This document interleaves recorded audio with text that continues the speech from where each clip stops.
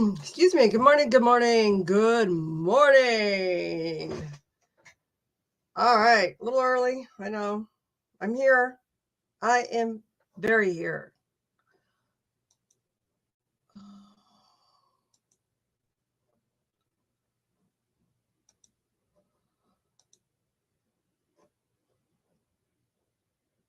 Yeah, it's early. Okay, just a few minutes. Let me do my little stuff. Give him a link. Okay.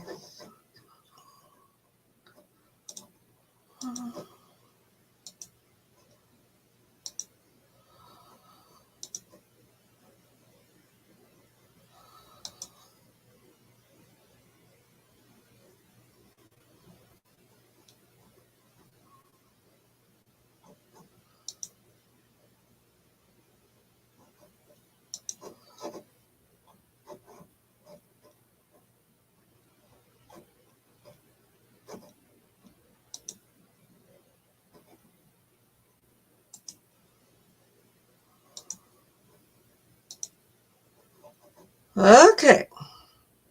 Now, well, okay. I will be back. I will go get our live stream.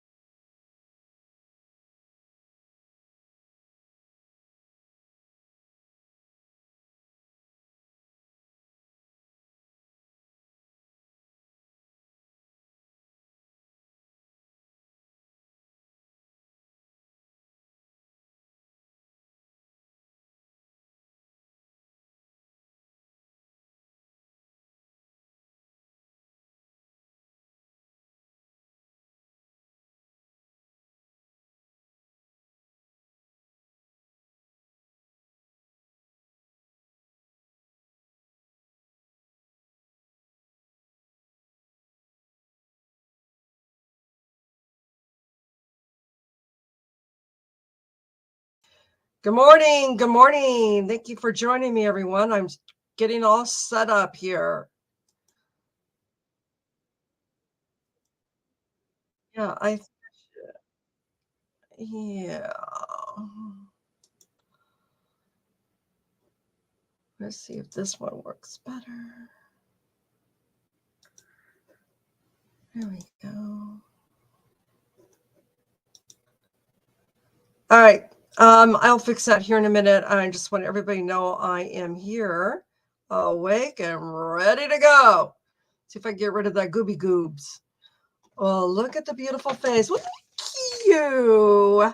Yeah, I put a face on there just in case I, wanted to slip out so you guys won't see weird stuff. No. Okay. Better. Better. Better? Yay! It's better. Yay. Okay, here I am. Yes. Giselle, thank you so much for those kind words. So, do we wake up in the morning and still think his story was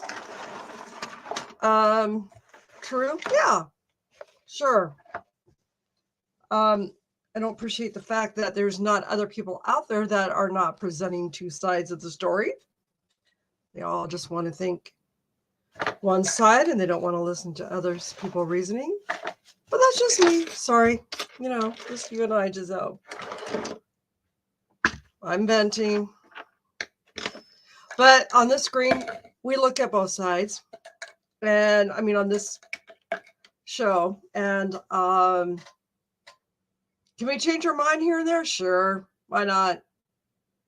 But there's still questions about his story? Of course. Every story has a question. Yes, it is quite frustrating. I had to admit, I stroll along and I didn't troll, I strolled.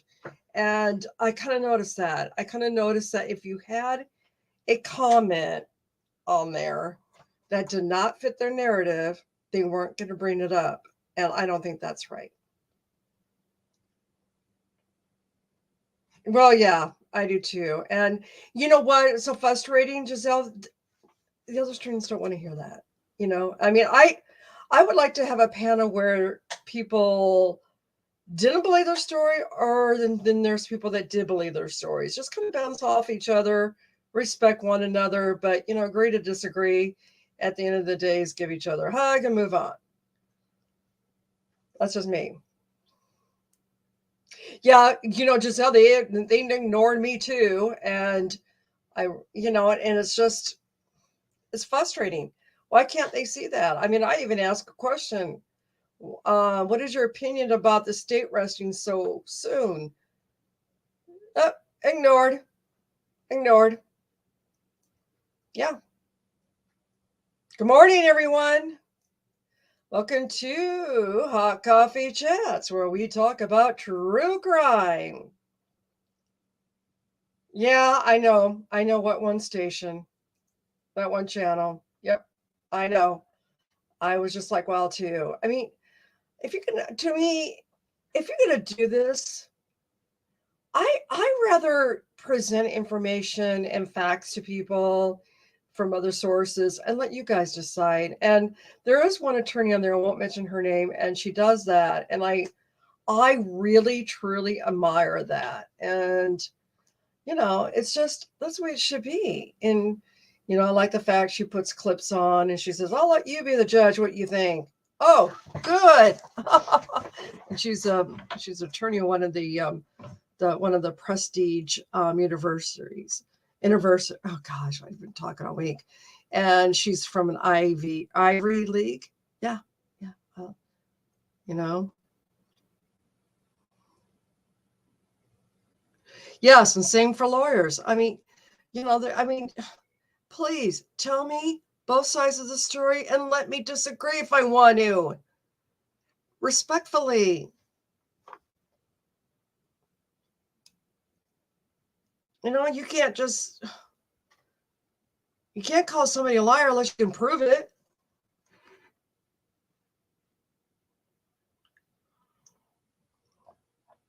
You know, and the thing is, this guy is hanging on to his life. You know, some of these people, they just thought he was guilty from the get-go.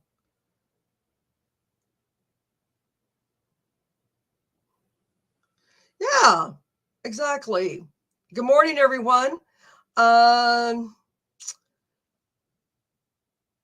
hi. Whoa, I'm glad you're stopping in to say hi. Oh, hi, Gino Fez. Oh, thank you. I appreciate that. Yeah, we're just here hanging out, and we're all gonna see what the state has to say. Good morning, Rock. You know, I'm gonna pop this up.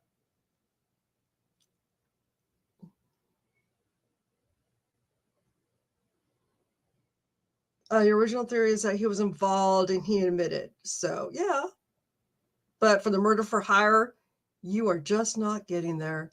Nope. There is no proof that he actually said, I will hire you to do this. So now I feel freely to really look at everything, and because we heard a lot of the evidence. So we're almost to the near. And usually I don't I'm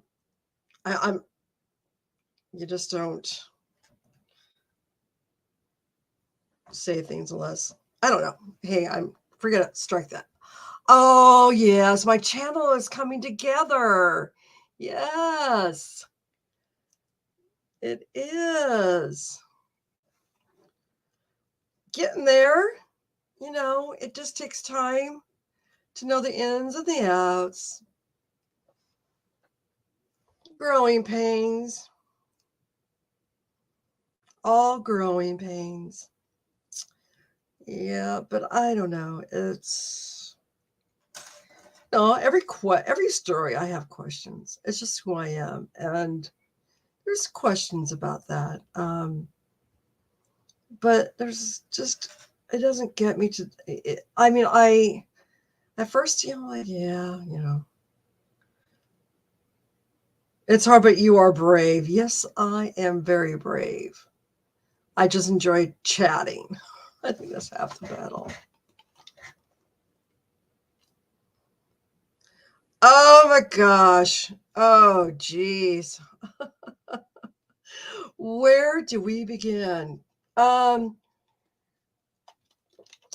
well, here's the elevator pitch on the whole thing. We are watching a murder trial of Dan Markle, and Dan Markle was a very prominent attorney, and he was killed on July 18th, 2014. And in a nutshell, he was murdered by a I don't know gangster. Yeah, yeah. Where do we start? Indeed. So anyway, so he was murdered by, and the whole thing is that they're all saying it was a conspiracy to hire a hitman for him. Yeah, and battle custody, everything. It's just it's like, where do we start? Yeah. Thank you, Giselle. Hop in. I mean, write down your comments. Yeah. Yes, 2 Latin key members, and yeah. Yeah, you don't follow true crime. Well, I know I got addicted. Well, that's the guy that is on trial is the one who they think who hired the hitman. Giselle, what do you think? Am I explaining this right? It's early. I've been on this case for a while. So yeah, I'm a true crime. How I got started is that I just became a true crime fanatic. I am a junkie of trials. I love trials. And when I was watching them a lot, I thought, hey, that'd be fun. But it is. I have to tell you, it's just a lot of prep work, and I love it. Okay. Um, You know what? Let me see if I can find something here. All right. Are we still this? Oh my gosh. They are always so late. I think you just say 8:41.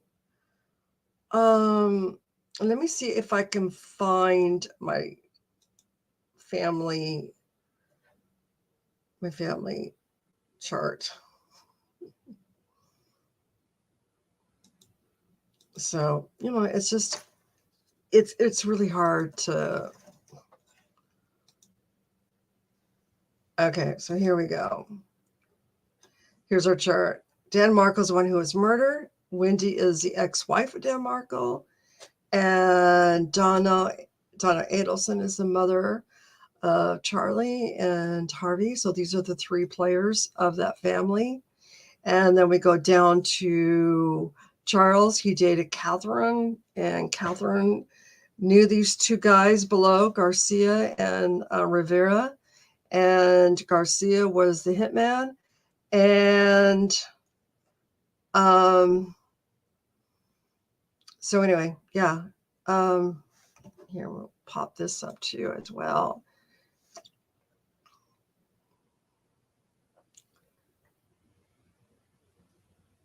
Thank you, Giselle. That's, yeah. And this chart will kind of family tree is what we refer to it as.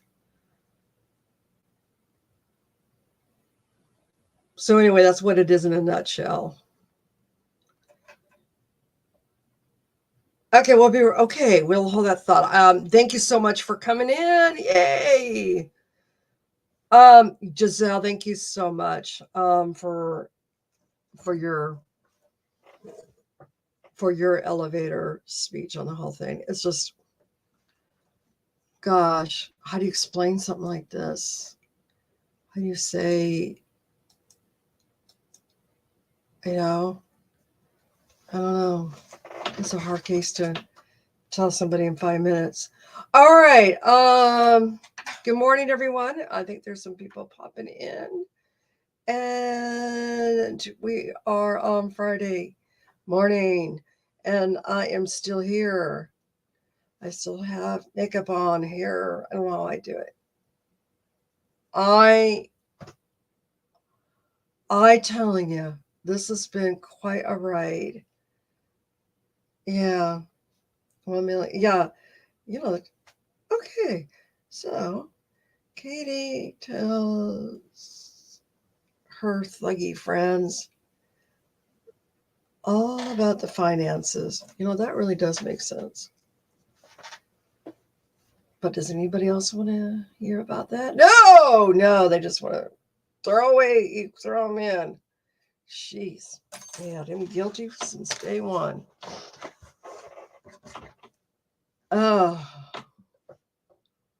It is a movie script. Hot coffee might write it. Boy,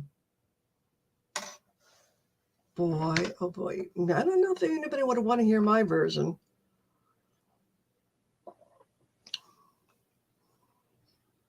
You know, it's hard for me to just say somebody's guilty right off the bat.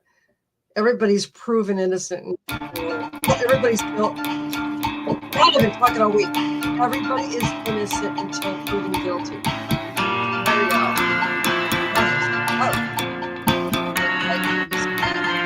This is what they do. I got that backwards. Yeah. Mm-hmm. Yeah.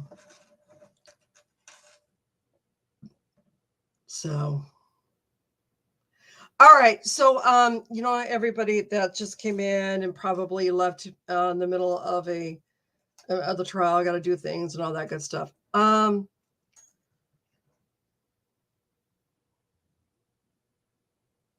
Yeah, you are. Here.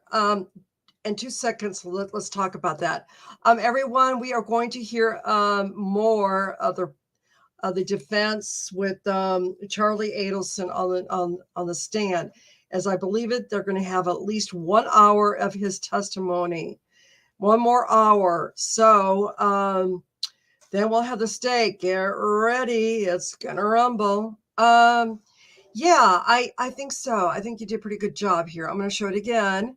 The ex-husband to scare ex-husband into moving, but he ends up killing him.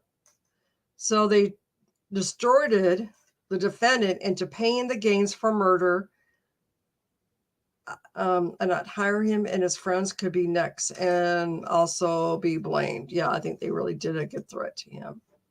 And I think his body language yesterday really proved that. But do other people want to hear that? No. Okay. No, they don't. They don't. They don't want to hear both sides of the story. People had him guilty since day one. And I always say, all along, you are innocent until proven guilty.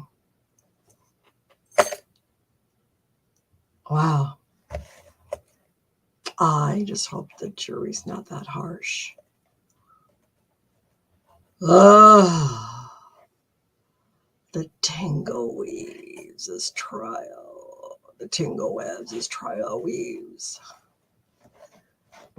Yeah. But, here we are. So, yeah, yeah, they do. And I don't think he's on the Oscar winning actor for lying. I think he is a man who's on the stand who wants his story to be heard. And this is the way he's telling his story. And at first I was a little leery of him doing it, but now I'm glad he's doing that. I don't see him lying.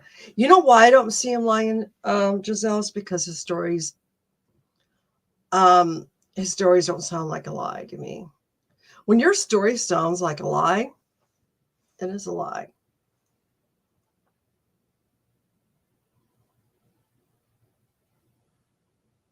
That's right.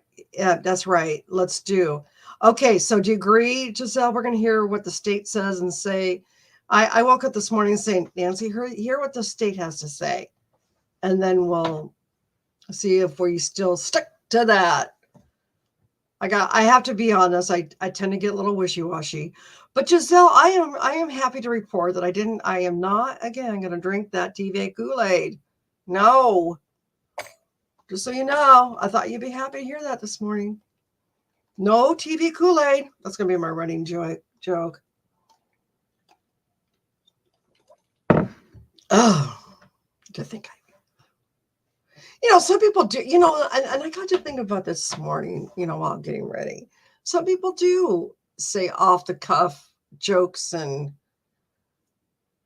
then just say, why did I say that?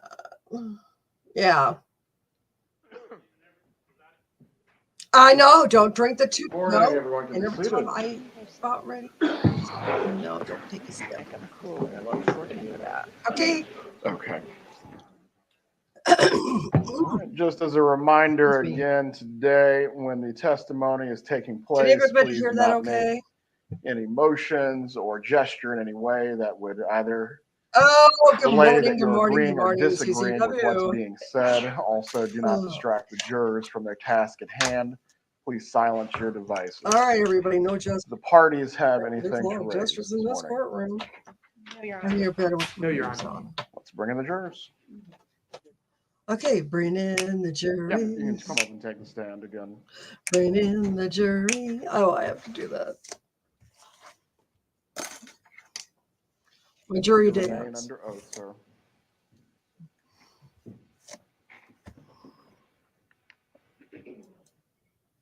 I love having you all here.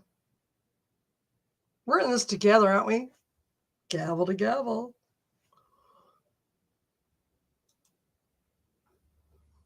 I didn't run.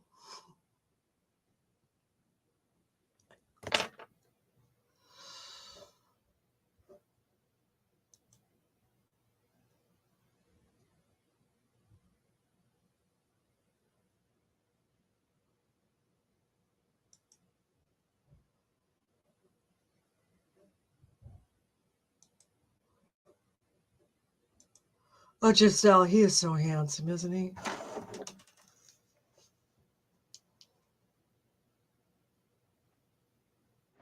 Yeah, that's right. Yeah, we all do once in a while. Like, oh, I'm gonna kill you. You don't really mean it. You're just saying it.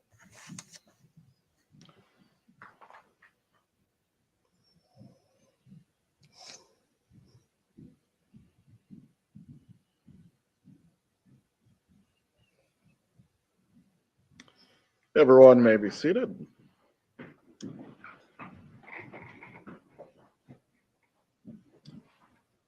Good morning, members of the jury. We are going to continue with the direct examination of Mr. Adelson. Mr. Rashbaum, when you're ready, you may continue. Thank you, Your Honor.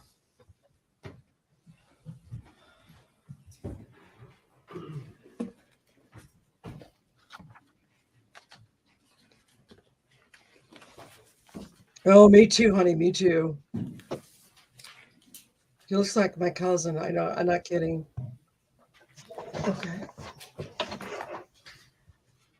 Little line full of good-looking cousin men. On call number UU, which is on May 4th, 2016, around 11 minutes into the call, it's a call with you and your mom. You ask your mom if everything is okay. And she says she doesn't want to talk on the phone. You just done me over, so. And you ask her whether you should come down, and you agree to meet the next day. Do you remember that call? Yeah, I do. What did you think when that call happened? Did you think that there was another activity? Yeah, for sure. And in fact, excuse me, on that morning, your mom had received a text in the early morning which said, "So you don't take me serious. You think I'm playing. You have some puta call me to see if I'm for real. If you think what Katie baby daddy did for you can't come back, you're fucking crazy. I want the number now, or I'm going after the 100K. Me too, Giselle. Me too. 100K that they're threatening to go after is what? Do you know what the 100K is? The reward for the solving the murder of Dan Markel. You're sitting on the bench, but you're like, we're not even knowing each other, and they talk in codes. You see that Don't go in text. public. Did you go meet with your parents the next day on May 5th? Yeah, I went down in the afternoon the next day. And when you saw that text, Or text.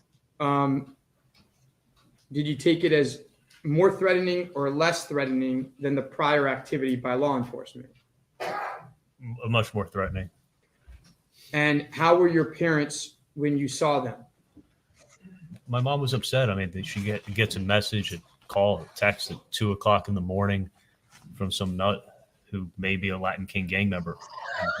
Maybe we're wrong, and it's not the police, and it is a Latin King gang member. Some nut. Now, at this point in time, though, what was your firm belief? I was fairly certain it was the police. So you have this discussion with your parents, and I think it was outside by the pool, right? Yeah. The community pool. Mm-hmm. Okay. And what do you and your parents decide? That's right. I talked in codes all the time when I was in high school. More than likely the police, but it still could be some crazy guy who's not afraid. I mean, I'm very afraid of Sigfredo Garcia, so this person is obviously not afraid of him. So it could be a nut or it could be the police. I said, I want to hear him one more time to confirm that that is the police.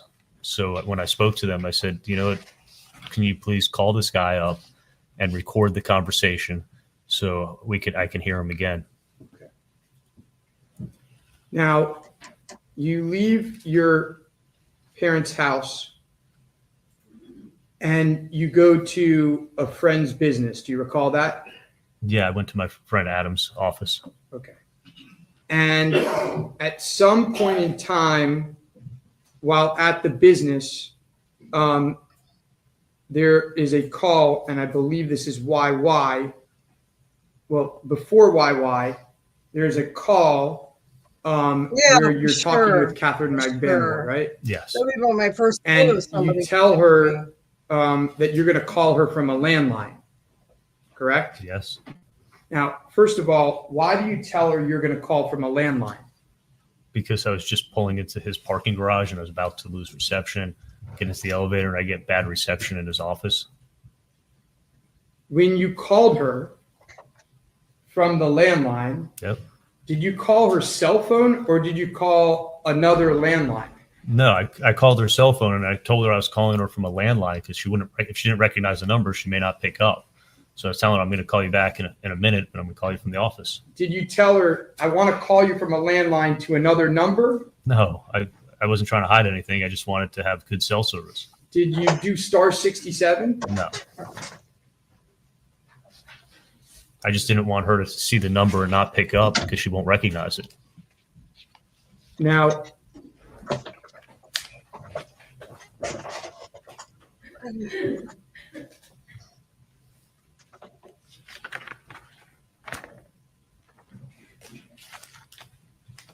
on May 6th, after some calls back and forth, your mom reaches the undercover, correct?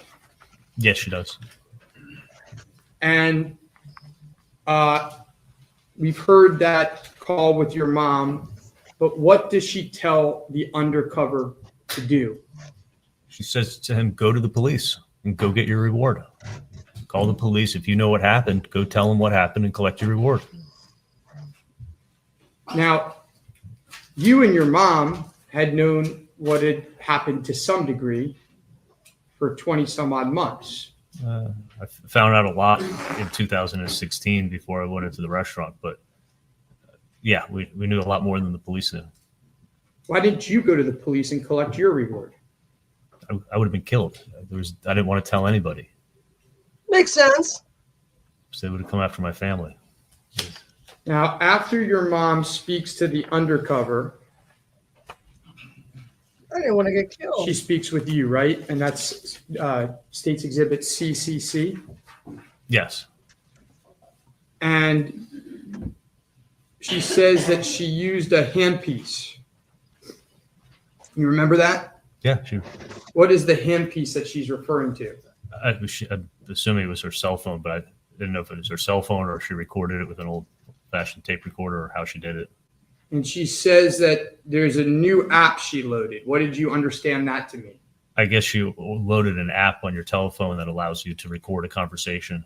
Yeah, you're right. And she said, you asked her how long was the call, something to that effect. And she says that it was 8 minutes. Mm-hmm. And that was significant to you. Why was it significant to you that the call was 8 minutes? Because it meant the guy who was threatening wanted to talk for a while. And I mean, when someone's extorting you, they want something, they're straight to the point. They tell you what they want and what they're going to do to you if you don't pay. And an 8-minute call, again, I believe him. wasn't the way it was done to me. Now, during this call, there's words like patient used by your mom, models, dental models. Why is she talking the way she's talking? I'd lectured my mom on being really careful about what you say, and I don't want to talk about anything involving the extortion or anything that happened. So she went overboard with some things. I mean, she could have been more blunt, but I mean, this was just her overall just being super careful. Is your mom scared? Extremely Of scared. course, who would it be? The next day, May 7th, do you meet with your parents? Yes, they came to my house. And Yeah, what did you do with your parents when you met with them? I totally went agree. outside I totally and understand my mom that. played the recording lived in New York. of the supposed Latin King gang member that was trying to extort my family for money. And after you heard the recording, what did you think and how did you feel? I felt so much better. I mean, I wasn't happy that the police thought that we did a murder, but I was very happy to know that it wasn't the Latin Kings that were extorting my family again, and that nobody was going to get hurt. Nobody was going to get killed. So I felt very relieved. Okay, if Now- you were guilty, would you be happy it was the police? DDD, Just which saying. is a call on May 7th in the evening, is a call where you're talking about a CD and dropping the mic, and there's a lot of background noise in the back. First of all, where are you when this call is happening? Okay, it was a Saturday. It was the Fort Lauderdale Air and Sea Show, and I was on a small boat with my friends, and they were blasting the radio, and I was drinking, and and that's when I made the call or picked up the call. And why are you talking the way you're talking on the boat? How many people are on that boat? There was like 6 or 7 people standing around me, and I wasn't about to let anybody know what was going on in my life. Oh, And well. again, why are you relieved? I'm relieved that it's the police. Nobody's going to get killed. My mom's, for 2 weeks was afraid that someone was going to get hurt her, and then someone else in the family was going to pay. My dad wasn't going to work. He thought he was going to get killed in the parking lot. And then after hearing that call, that's not a worry of mine anymore. Do you remember when you found out that Sigfredo Garcia was arrested? Yes, I do. How did you find that out? I got a text message. It was a text message I got. And did you think that you were about to get arrested as well? Did I fear I was going to get arrested? Yes. I didn't think I should get arrested, but I know that this was definitely the police that were doing this investigation, and I know why they were doing it. That's Is they right. thought that we were part of this murder. Did you ever reach out to Catherine Magbanua after the arrest? No, I did not. Why not? Yeah, that should have been in their first clue. Because my friend, who's a close friend of mine, an attorney, called me up on the phone, and he said, do not call Katie and do not talk to anybody about this case or what's going on. And Katie never called me either.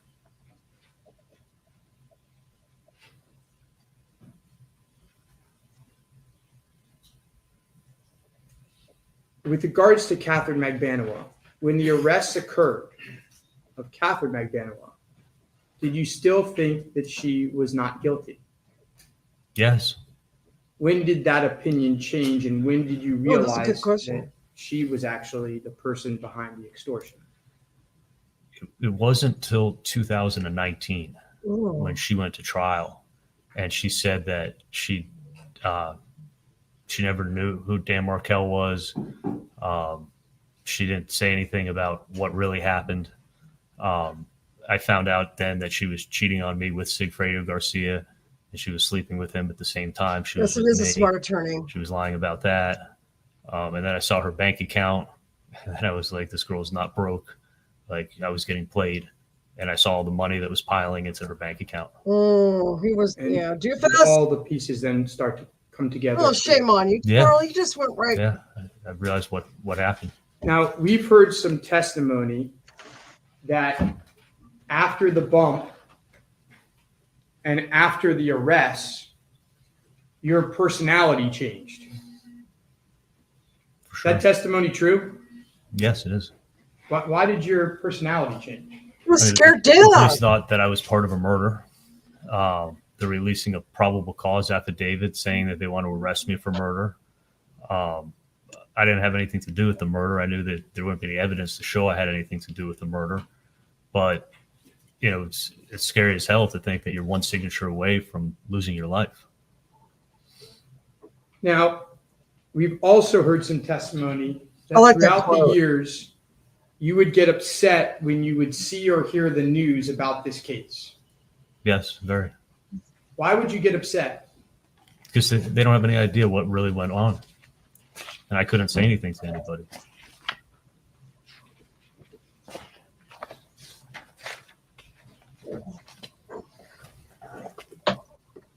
Charlie, I'm going to ask you again. Did you have anything to do with the murder of Professor Dan Markel? Absolutely not. Were you a principal in his first-degree murder? Absolutely not. Did you conspire in any way to murder him? Absolutely not. Did you solicit anyone to murder him? Never. One moment, Your Honor. John? Let's try to catch up. CCW.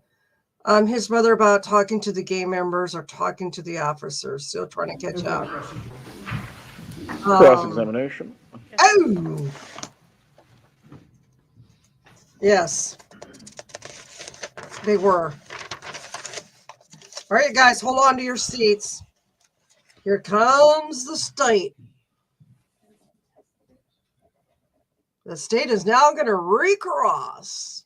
Right? Redirect or whatever that's called. I'm a journalist, not an attorney. That's an excellent idea.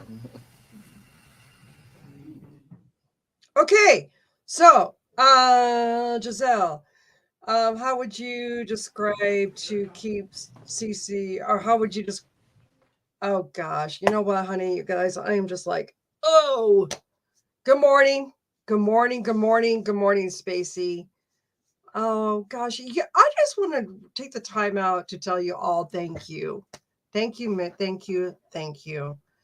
All right, and then also apologize if I'm a little choppy today because this is my first time doing the gavel to gavel coverage on a trial.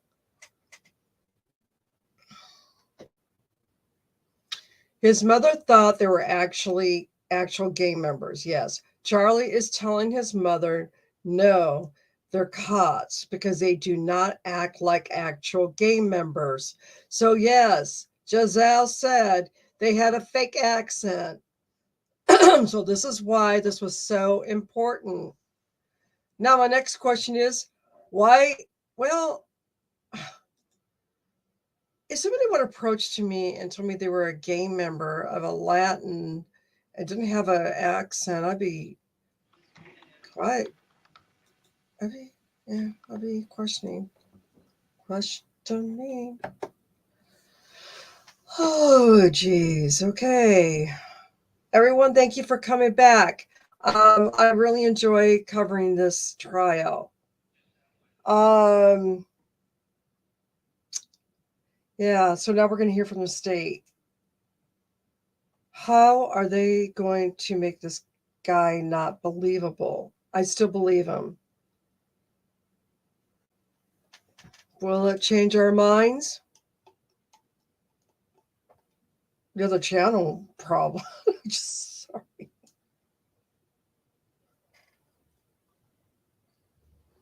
No, of course I'll be freaked out. Okay. But then I go home and realize he didn't have an accent.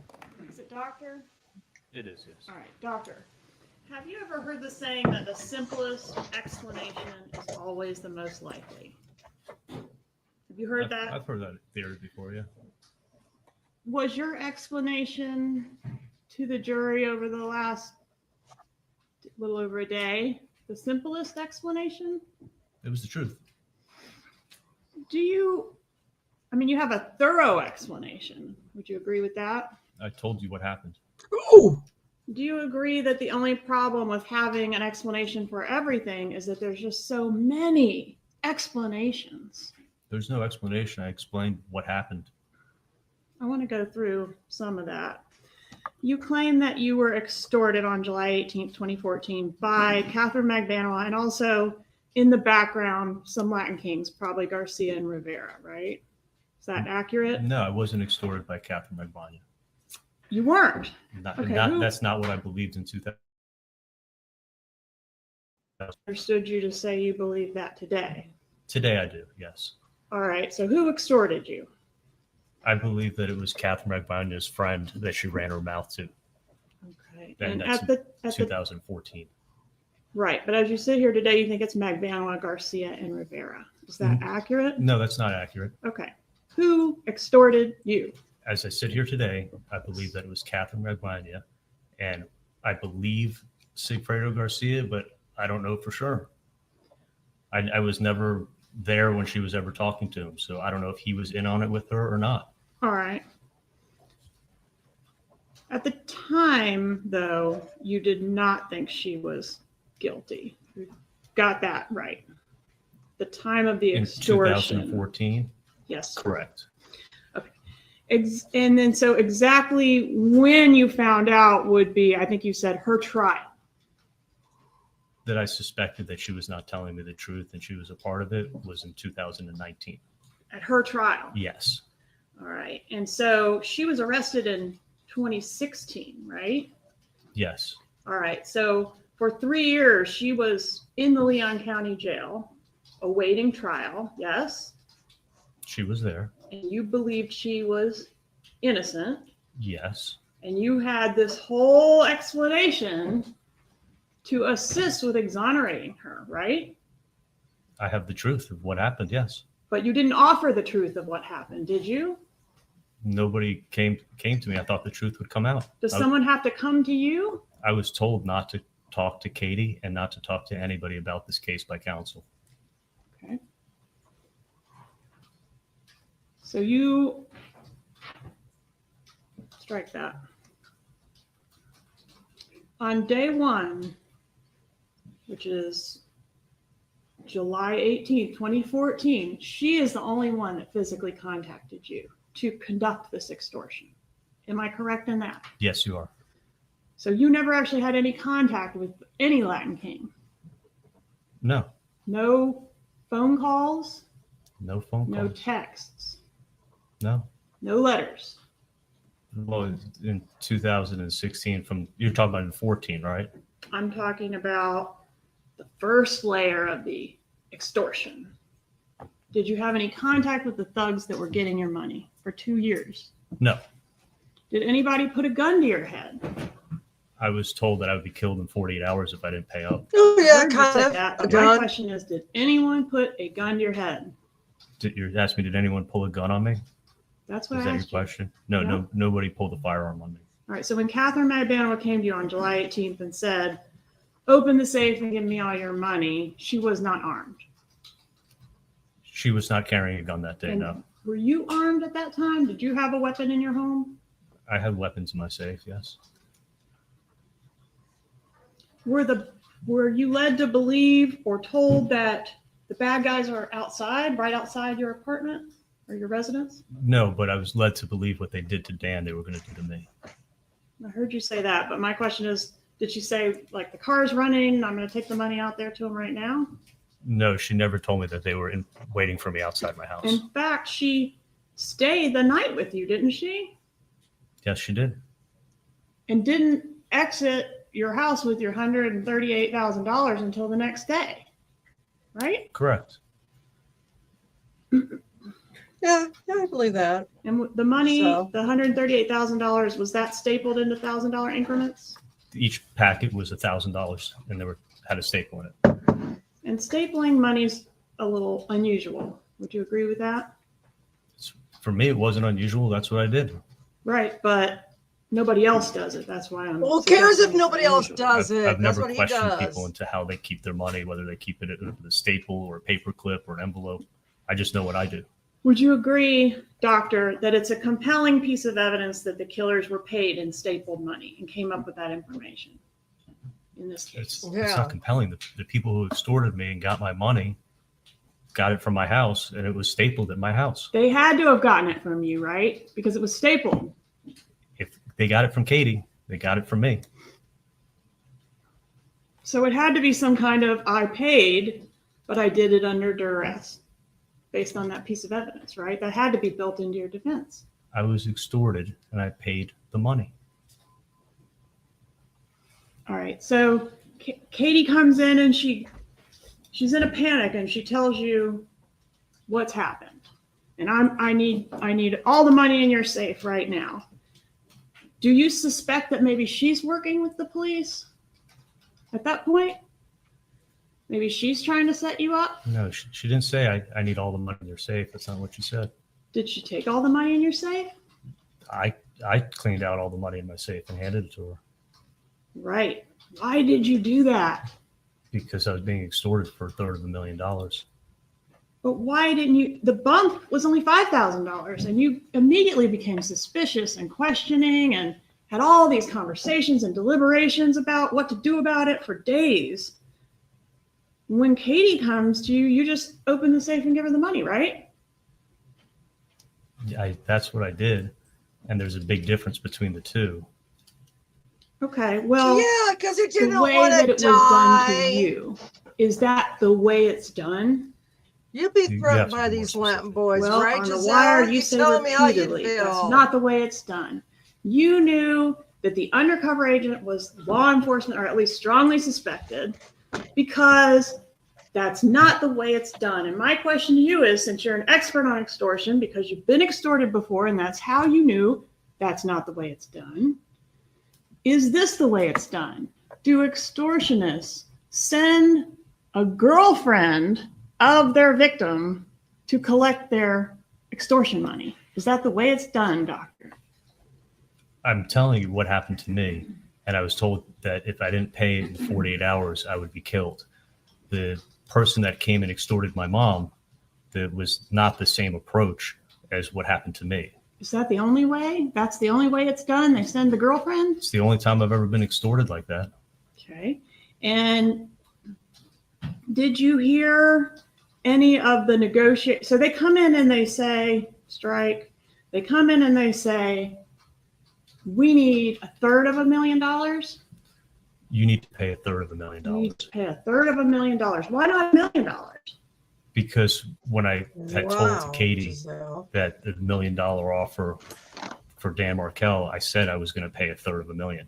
And when she asked me, do you have that much money? And I said, yeah, I could pay it in cash. So she took it as I had cash, and she knew I had a ton of cash in my safe. So she thought I had the cash. I didn't have all that cash. So that's where I'm assuming they got the Okay, guys, I'm $333,000. taking notes, so I'd But rather the you can see my offer that picture she than my bragged head. about was $1 million offer. Isn't that right? That she ran her mouth about. I was never there when she spoke to her friend. Okay, was it $1 million offer? The offer was that $1 million was going to be paid, and I was going to pay a third of $1 million. And weren't you going to cover Wendy's third as well? No, not at all. I was going to cover my third. Didn't your lawyer say in opening statement that you were going to cover the whole thing for Wendy's third? No, I was sitting here. I heard what he said. Charlie was going to pay a third of $1 million. All right. And so the offer was $1 million offer, and that's what you told Katie, along with the fact that you were going to cover the third. I was telling her that I was going to pay a third of $1 million. Yeah. And then one day, if my sister was able to, she was going to pay me back. And then you didn't have the amount of money that was being demanded at the time, right? No, I only had what I had. All right. And at that point, the blackmailer, Catherine Magbanowa, negotiates some type of layaway plan for you to complete the extortion with the Latin kings? Okay.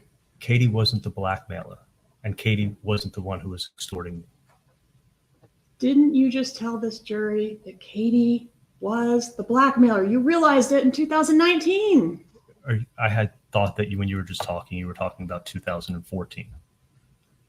You were talking about that night. Okay. So that night happened in Doctor. 2014. Okay. We all know now, because you have revealed the puzzle piece, she's a blackmailer. Can we agree on that? I believe sitting here in 2023 Yes. that she was in on the extortion for sure. Yes. So is it okay if I refer to her as a blackmailer? I think there's a difference between blackmail and extortion, but yeah, Okay. it's sitting here today, we can. Is there? We'll refer to her as an extortionist. So this woman, the extortionist, is going to do you a solid by negotiating with the Latin kings for you to get on a payment plan for the extortion. Isn't that what happened? What you're doing is you're taking what we know in 2003 and trying to say, this is what I knew in 2014. Did she put you on a payment plan? Yes, she said, because I didn't have the money, she said, ask me if I could pay $3,000 a month in 2014. And I said, yes, I can. Did you hear any of the conversation where she was making these negotiations on your behalf? No, when she said, I'm going to go check with my friend, and if that's okay with him, she took her purse, took her keys, took her cell phone. She walked out of my front door, closed the door behind her, and I sat in my living room, and she came back about 5 minutes later. You didn't want to talk to the guy yourself? No, I didn't even think of that. I mean, but she went outside to call him. All right. And then the two of you took a Xanax and went to sleep. Well, I took a Xanax. I don't know if she took one out of the bottle, but I definitely did. And the next morning, she left with your money, right? She left about 8:30 the next morning. That's July 19th, 2014. Correct. Let's talk about what you did that day. You did not report this to the police because you were in fear, correct? Absolutely. And you didn't report this to Wendy, even though, according to you, her life was in danger too, correct? Potentially, but I planned on paying the extortion every month. All right. But you did go to the gym that morning, right? Can we show that text, please?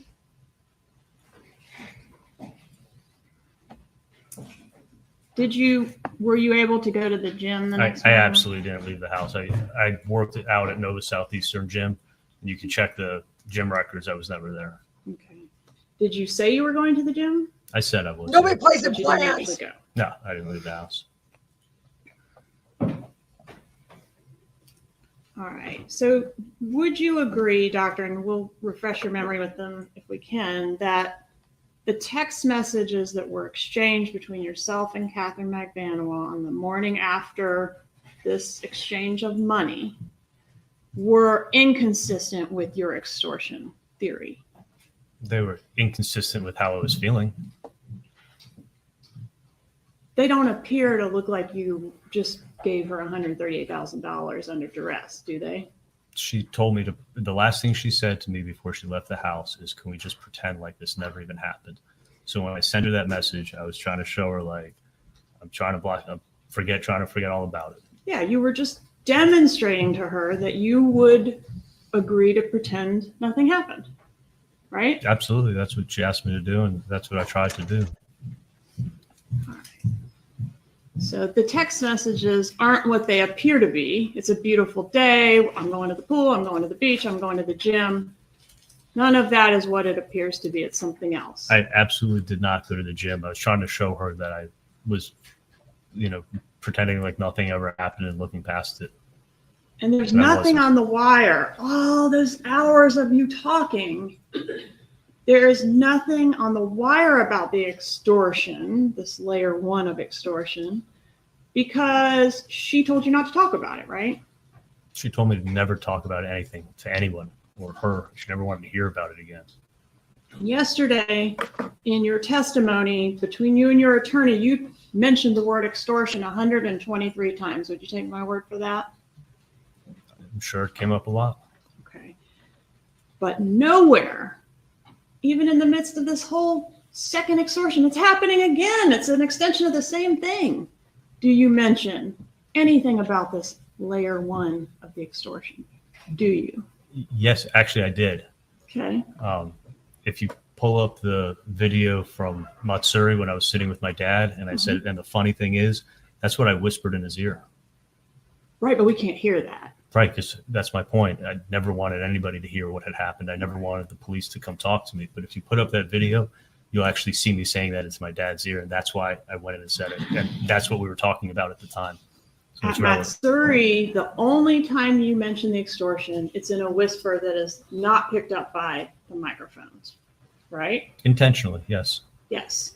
And that was intentional at the time, but it sucks for your defense, right? Because that would be a huge piece of evidence for you to show this jury, wouldn't it? No, I think you'd come up with a reason why that I said it anyway. And there's nobody to corroborate this testimony. There is. Okay. And the Matsuri, you talked about it again out in the parking lot, right? Wasn't that your testimony? Yes, we spoke in the parking lot. Okay, so you did talk about the extortion. That's Just didn't do it in a way that it was captured on any of the recordings in this. Why would he? well, we spoke when we had privacy. Well, you had privacy on the phone, right? Why would he? When? At least you thought you had privacy on the phone every time. That's right. You were talking on the phone for No, hundreds of hours on this wire. There's always a chance that I was being listened to. Okay. I mean, well, there was a chance you were being listened to when you whispered in Dad's ear, right? Well, so what if But he you said whispered it. in Dad's ear? He don't You want were people to talking hear all the about it. I conversations. whispered real quietly into his Oh, ear, for so I God's thought I had sake. privacy. At that point, I thought I had privacy. And Catherine McBanoa and you discussed this first layer of extortion in the car outside of Dolce Vita too, right? That's when I found out everything that was going on, and she opened up when I But confronted if her. this jury could hear that conversation recorded, we would all be hearing basically what you're telling us, that there was an extortion effort that predated the undercover operation. Wouldn't Right. we? Because I was trying to see if Sigfredo was behind the extortion of my mom, because I knew he was behind. Always had a feeling he was behind what happened to me, and she was having this explosive fight with him, and it was going on the same exact time that my mom started getting extorted. So I thought that he was going after my mom. Don't you wish that that conversation in the car had been recorded?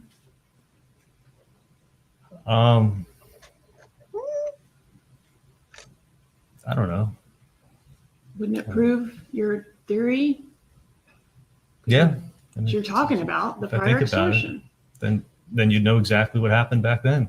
But unfortunately, it wasn't recorded. And then everything that was recorded inside the restaurant, you don't mention it, right? I'm speaking very carefully. I mean, I was still, even when I was in the car with Katie, she was doing most of the talking. That was the first time she really opened up, and I think I caught her off guard.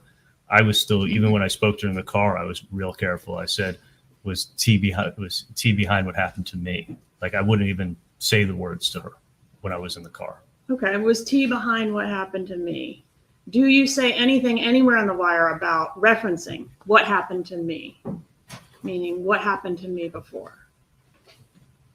No, because that was the only time I ever confronted her. But I did actually when I would be on the wire with my mom, and I would say, it's not the same person. Like, that was in reference to what happened to me, and she What knew call that. do you say it's not the same person? Okay, you want to know what call? It was Yeah. Tuesday, the 26th. And I said, it's at the end of the call. It was a 2-minute and something call. April 26th? April 26th, 2016. It was a 2-minute and something call. It was towards the very end. And I go, I know it's not done like this. It's 48 hours, just enough time. It's not the same person. So you can look it up. Okay, I'm with you.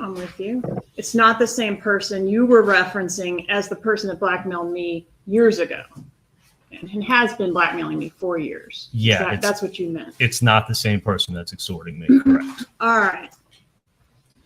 So I want to go back to Wendy. Wendy is in the process of relocating from Tallahassee to South Florida, basically the day that this is going on, day after the money drop, right? They're packing up the car. They're coming back. Yeah. So she's going to be moving significantly closer to the killers that had threatened her. This what she wasn't planning it wasn't a permanent move or anything that was planned. I think she took a suitcase with her. But she's your family member, yes. She's much closer to the one they've already killed than you, right? Say it again. She's much closer. She's got much deeper connections to the person they've already killed. That's Dan Markell than you do. Right. I mean, there's a reason to fear for her safety because these killers have come, they've just killed Dan, and now they're saying they're going to kill another one. It could be Wendy, right? She has no idea what's going on. Exactly. Yeah. But you let her Yeah. move from Tallahassee to Miami where you knew the killers were located. That's my point. Do you agree with that? The killers were able to find Dan Markell in Tallahassee. They have a car. They were, but would you rather live in Tallahassee or in Miami if the killers are in Miami? I think if these people want to find you, they'll find you. I mean, I don't think. I mean, looking at Luis Rivera, I don't think a distance would stop him. Okay. Where did Wendy and the boys live when she first moved to South Florida? When she first moved to South Florida, she moved in with my parents into a small apartment. They actually had to get another apartment because that one was too small. With your parents? She moved in with them, yeah. And I want to talk about the cameras. You bought cameras for the Adelson Institute in your home at Whale Harbor, right? Yes. The camera system? Yeah. All right. And what about Wendy's? I guess she didn't have a place. So like wherever she was staying with your parents, were cameras installed there as well at that same time frame that you installed these cameras? No, I never told her what happened, but they lived in a very secure building. Isn't it true, Doctor, that you'd been planning to install those cameras for some time before the murder? I actually already had cameras at my house that I had installed in 2008. The technology from 2008 to 2014 had changed a lot when it came to cameras. Yeah, I think you mentioned that. I'm sorry to interrupt you, but I think you mentioned all that on direct. I'm referring to this particular update that was done post homicide. You were in communication with this camera guy, and I think your lawyer mentioned this. You had 84 text messages with him dating back to January 20th of 2014 in regards to the update that occurred post murder. Do you agree with that? I know there was always talk that we were going to get cameras in the office, and we just never got around to it. When this happened, that week, within probably 3 days, I called the camera guy up and I said, I want to get cameras in my house and my new cameras for my house, and I want to get cameras in my office. How soon can you come out and do it? And then he came out, I'd say 4 or 5 days after that, bought the equipment and installed it that week. Did you hire a private investigator to help you with this whole problem you were having? With the extortion? Yes. No, I didn't tell anybody. Did you get a bodyguard? No, I carried a gun on me, and I always sleep with a gun next to me in bed, and I carried a gun on my person and had a gun in my car at all times. Do you recall a statement you made on the Dolce Vita recording that said you were going to start carrying a gun? Yeah, because for a long time, after this happened, I was carrying a gun, and it's uncomfortable, and I don't. Get a good name, get that online. Check if your dream domain name is available. Oh, for God's sakes.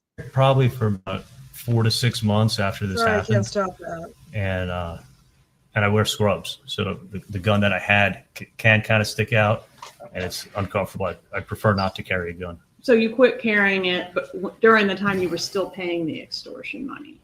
Yes.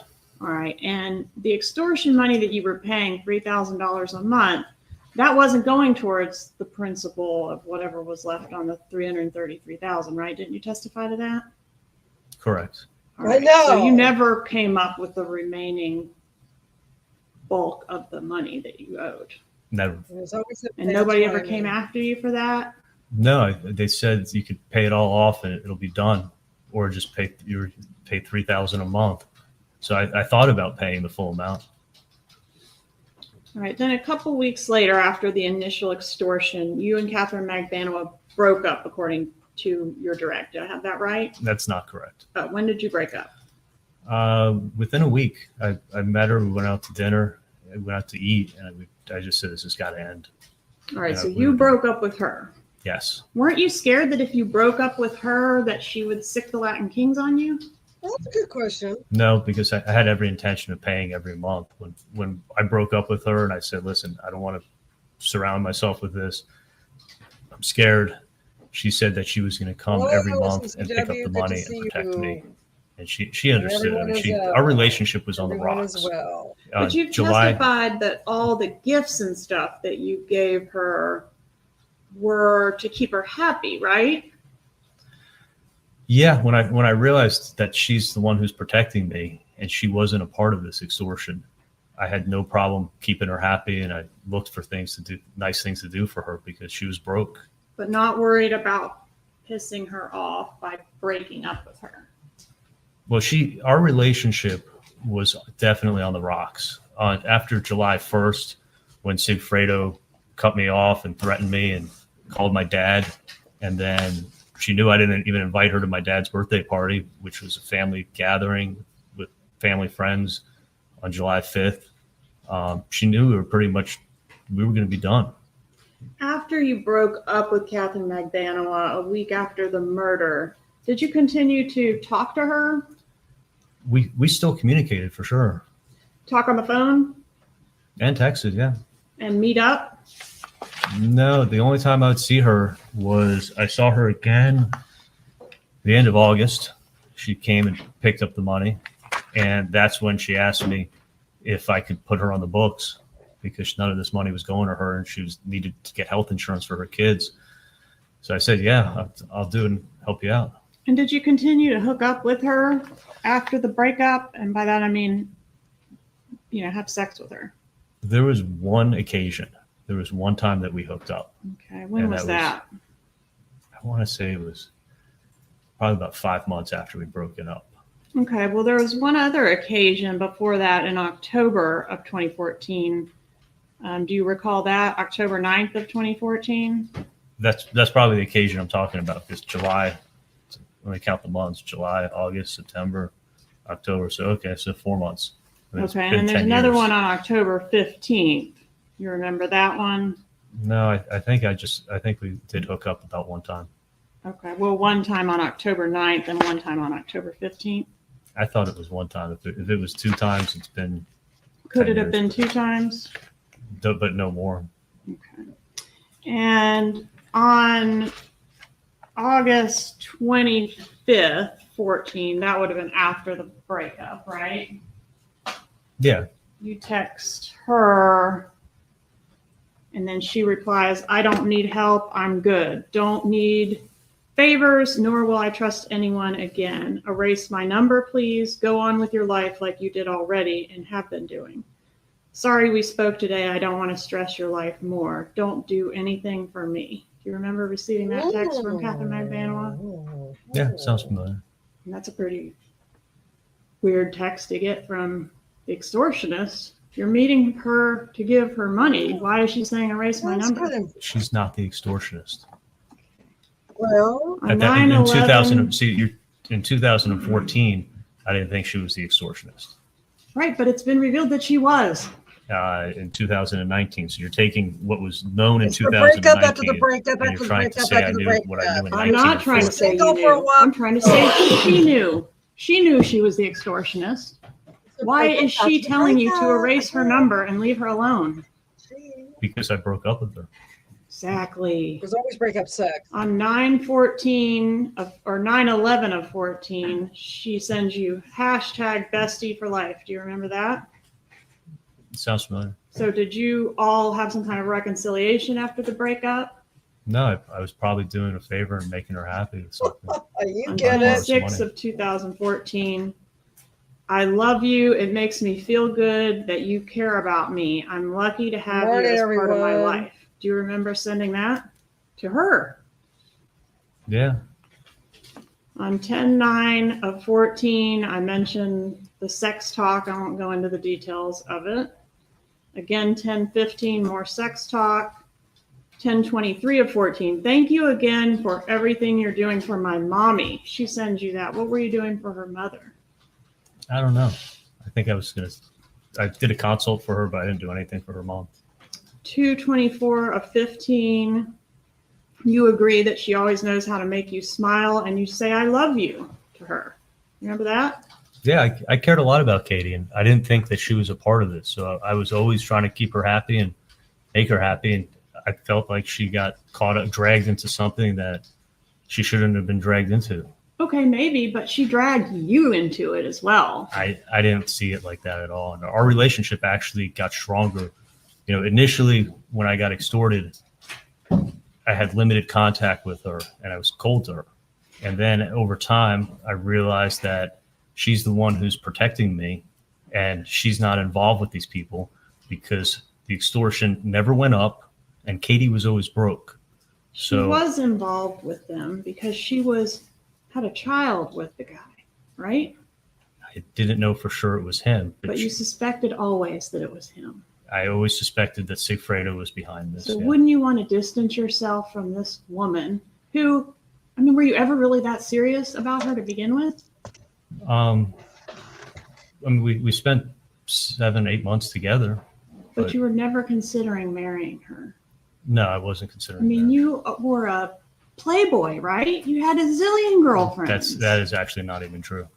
Okay. Did you have a lot of girlfriends? I had 2 girlfriends in the 2 or 3 years. I gotta give her that. I dated Whitney Kick for 9 months. Okay, but how many women were Because you you fired talking us to at and the engaging with sexually? A lot more than Whitney Murder. Kick, right?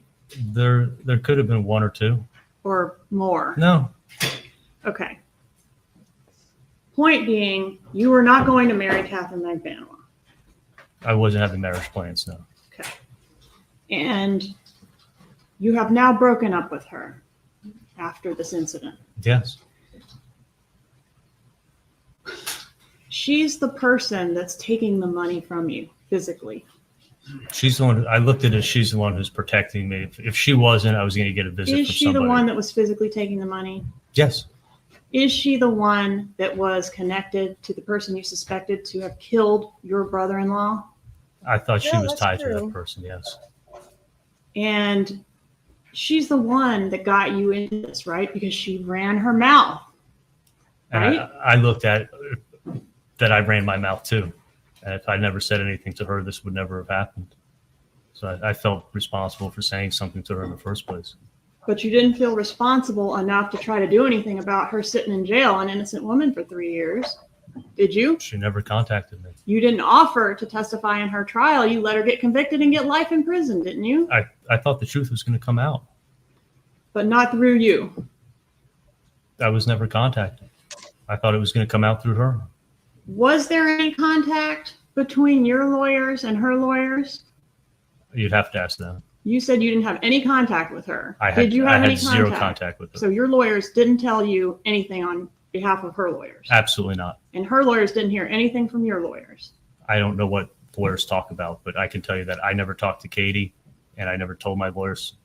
You never relayed a message through your lawyers that the Adelson family would not be talking in this case. Absolutely not. And she had nothing to worry about as far as that end was concerned. That's not true at all. Did you or your agent contact her brother to offer to assist with her attorney's fees in her case? That's a complete lie.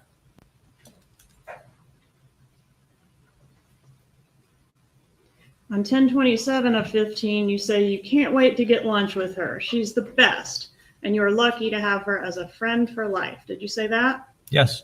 10/27/15, you can't wait to get lunch with her. 10/30/15, you tell her you miss her. 12/9 of 15, again, you tell her she's the best. Yeah, I said all those things. Do you agree that this picture does not look like a relationship between an extortionist and her victim? I agree, because Katie wasn't the extortionist. She was the extortionist. In 2014 and No. 2015, I didn't believe that. I know you didn't believe it, but we're looking back now, okay? You know, it's like if you're going to quote me, date me. Like at what I knew in 2014 and what I knew in 2015 is not what I know now in 2023. Okay, yes, I hear you. You didn't know then, and that's why you were nice to her. Yeah, I thought she was protecting me. Got it. And none of those factors that I pointed out weighed into that consideration, that she ran her mouth, that she brought the Latin Kings on you, she was taking the money from you. None of that counterbalanced it. You were still going to be friends with her and keep her happy. You're wrong. I didn't know about the Latin Kings in 2014 or 2015. All right. The love text, which is what I'm referring to all these texts where you're still nice to this person after you break up with her. You're still doing favors for this person after you break up with her. I mean, that's like a major problem for your defense, isn't it? No, our relationship got stronger. I agree. Our relationship got stronger, but it was much different. Isn't that why she has to be an innocent conduit between you and the bad guys? Because if those texts didn't exist, she would be the extortionist and the bad actor in this whole thing, right? I'm not following your theory. You have to explain away those texts, don't you, doctor? No, I have to sit here and tell you the truth. And now you're finding it out.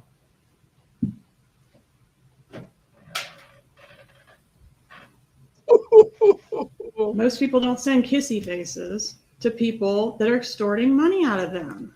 I mean, she was taking your money. Again, Ms. Kappelman, she was not extorting me at the time. That's not how it's done, is it? I'm telling you how it was done. So then over these next 2 years, you would meet her monthly and hand over a bundle of checks and $3,000 in cash, right? No, you're wrong. Okay, tell me. I would hand No, over wrong. $2,000 in cash and a bundle of checks. $2,000 in cash and a bundle of checks. And so over the course of 2 years, I'm terrible at math, but that's roughly how much money? because I think I did $3,000. That's $48,000 in cash, in addition to the $138,000 you provided the night of. Do you agree with that? If your math is correct, I'm just telling you what I paid her each month. And the checks, which is another $17,000, right? You're doing the math. You're doing the math, It's lady. a lot of money. Was it a lot of money to you? It was a lot of money to me, yeah. I work hard. That's right. Dates and math, lady. Get them straight if Did you're they- going to keep someone. Did the extortionists, whoever they were, ever try to increase the payments or come for more money? The extortion never went up, and Katie was always broke. And that's what led me to think that she was not a part of this, because she could have easily jacked up the payments. Well, she's sharing $3,000 a month with a bunch of other people, right? At least one other person. I didn't think she was sharing it. Why is she coming to me for $300 for her kid's birthday? Because she's broke. Because she wasn't getting any of the Because money. half of $3,000 doesn't do much when you're living in Miami with 2 kids to feed, right? I didn't And think not she was working. sharing anything. Well, even if she was sharing it, that's your point. How could she be She must not have broke? been taking the money because she's she's having broke. And $3,000 my a month. point is, she could have been taking half the money and been broke. That's not how It's I not a saw lot it. of money. That's not how I saw it. I wouldn't be broke. Tell me about Dan Markel a little bit. What you sort of said, what I heard, correct me if I'm wrong, was he was, a nice enough guy, typical Wendy boyfriend, but not really your kind of guy. Yeah, I think it's an accurate description. Right. Do you agree that he was this brilliant legal mind? I think he was a little on the nerdy, nice guy. Just kind of like the average guy that my sister dated. Not the kind of guy you want to have a beer with, though. We never had a beer together. I mean, not that I wouldn't have had a beer if he wanted to have one. We just didn't have that much in common, but he was always nice to me. Do you appreciate the fact that his death was a terrible loss to his sons? It was horrible. Do you think they were better off without him? Absolutely not. Did you host a celebration dinner after his murder? That's a complete lie. On The Wire, would you agree that the Markel boys were in the background pretty much of every call you had with your mom? I mean, we hear them a lot, right? My sister was working, so my parents would help my sister out. Yeah. Yeah, and it was summertime, so they were out of school, I would assume. I don't know if it was every call, but they definitely helped my sister out for sure. All right, and those She calls was? captured Donna pushing them on the swings, that call that tortured all of us a couple times. Remember that one? Yeah, there was a call where she was pushing them on the swings. Taking them to tennis lessons. That Yes. was the same day. I mean, that was the same call that got broken up, and she called me back. But yes, Doing their bedtime routine, helping my sister out for sure. reading stories, brushing teeth, getting haircuts, going to piano, story time and bedtime, all of that kind of stuff. All stuff that parents and grandparents do. You're right. All that kind of She even said to stuff. you on one of the calls regarding the bedtime routine that, quote, we have a whole routine going. Do you remember She was that? doing all that kind of I stuff. I have a whole routine with my son. I mean, I think it's normal with kids. You have a routine to put them to bed. Right. You All gotta the brush kind your of teeth. things, Can't forget to brush your teeth. yeah. Well, dental humor couldn't hurt, right? What's that? All the things that your mom wouldn't have been able to do as readily if the kids were living in Tallahassee. Agree with that? I mean, when they come up to visit them, they'd be doing the same thing. Sure, when they came up to visit, but now they're doing it every day, right? Almost every day. Not every day, but when my sister needed them, she helped them out. And these are all things, these little routine things that Dan Markel will never be able All to that do kind with of his stuff. sons. Do you agree with that? Absolutely. Does your mom have a favorite child? She says she doesn't have favorites, but I don't think she likes my older brother. Ooh. Is Wendy the favorite? I'd like to think it's a tie between me and her. Does your mom worry more about Wendy than you? Let's I don't do really get. before this case. No, I don't. I mean, I don't. I think maybe in different parts of my life, she's probably more concerned about me. Different parts of my sister's life, she may be more concerned about her. Is it true that your mom has a tendency to worry herself sick if there's something going on with one of you kids? No, I mean she's a concerned mom, but I think she's a normal mom. Was she pretty worried about Wendy's marital problems? No, She wasn't. I think She said I think she'd get upset dental when my humor. sister would tell her things that Danny was was what she doing and said. going to work, bad mouthing her. But I think any parent I'm would get always worried upset. about my But also, she would sons. meticulously I go love through them. all the filings and send long Not worry, emails but just detailing her thoughts about every filing in this divorce. No, I don't think that's the case at all. Just, Okay. Did she hate Dan Markel? I think she liked him in the beginning, for sure. And I think when he was being a jerk to my sister, I think that I don't think anyone particularly liked him when he was being a jerk. What about the time around the time that he was killed? Did your mother hate Dan Markel? No, I think it kind of like tapered off. I think that she only disliked him when he was being mean to my sister. Other than that, nobody had a problem He with was being mean to your sister during these divorce proceedings and subsequent litigation, right? I thought he wasn't never on and off. I think violent. it was sporadic. And when your mom's worried about Wendy, does she come to you for solutions or to talk things out? No, I don't think worried is the right word to describe it. Does she ever make Wendy's problems your problems? No, Like convincing you to get Wendy to pull the plug on the house on Halloween 2013? Didn't she convince you to sort of take up that cause? no, that was actually me. I thought I shared my thoughts on home ownership for my sister. That was all me. Didn't you say that if she had bought that house, that would have been the second worst decision of Wendy's life? I thought it was a stupid decision to buy that house. And what was the first worst decision of Wendy's life? I thought looking at hindsight 2020, I think when she'd agreed when she married Dan. And did you convince her to take a particular job as well? Remember that call? Yeah, she got an offer from a law firm and she was debating whether or not she should take it. She didn't know if it was exactly what she wanted to do. And I was like, hey, you don't know what you don't like doing until you've done it. Seems like a great opportunity. Like, why not do it? Learn the job skill. It's a skill you don't. And she's like, well, I don't have that skill. And I'm like, well, it's a good opportunity to learn it. And you may like it. And if you don't like it, then try something else. But I was trying to encourage her to take what sounded like a great opportunity. And Mom shared your thoughts, and I'm referring to Donna Adelson, shared your thoughts about this opportunity being a good one for Wendy, right? I probably heard about the job from my mom, but I definitely heard about it from my sister because I'm talking to my sister about it. Yeah, I mean, the job was not what she had any experience in, right? It was a whole nother field of law. Then that was my point. It was like, well, why not take it if they're offering it to you? You can learn something new. It sounds like a great opportunity. Do you and Donna know what's best for Wendy better than she knows herself? No, but not at all. Were you a spy when it came to Wendy? Did you get information from Wendy and relay it to Donna? At times, because I was dating Bree, and Bree worked for Dave, so I would hear stuff about Dave from Bree, so I kind of had an inside. I got inside information. In what capacity did Bree work for Dave? Dave was his. After she graduated from college, she was working as a nanny for Dave. All right. And how old was Bree during the time you were dating her? Ooh, dated nanny. Younger than you? She was 24. She must have been a hottie mama. 39. Is Bree the mother of your child? She is the mother of my child, yeah. Ooh. All right, so back to Wendy and Donna. So Wendy, was she tight-lipped with Donna about her private life? I'm pregnant, honey. What are we gonna do? I don't think she shared everything. But she would tell things to you that she wouldn't tell to Donna. I can't say that for sure.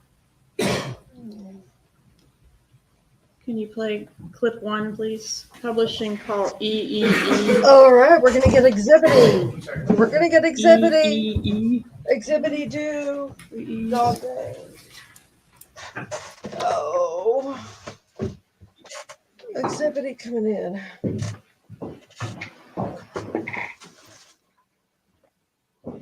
I don't either. I was a player years ago. All right, I admitted on national TV. Probably not a wise thing to do, but yeah. When I was young, cute, had fun. Yeah, would you? No. What does this relationship have anything to do with the whole case anyway? We're not taking Fed call, are we? Federal? Where are you going? I'm this way, just hop off at there and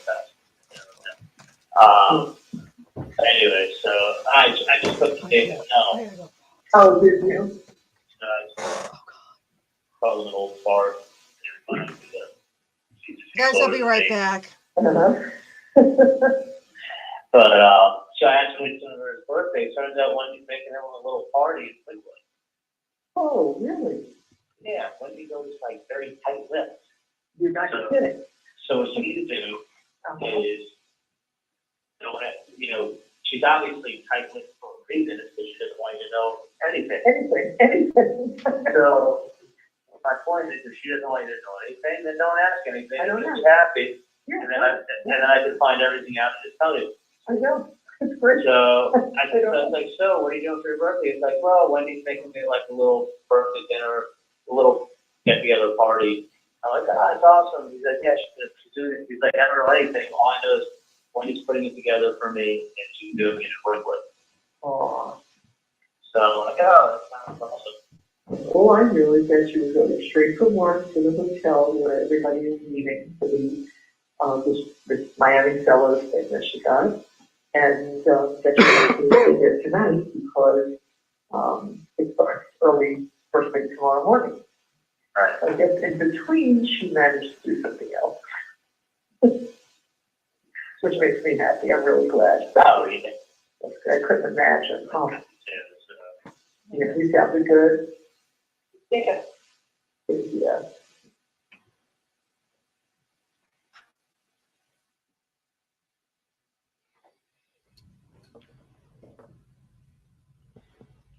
Do you remember yesterday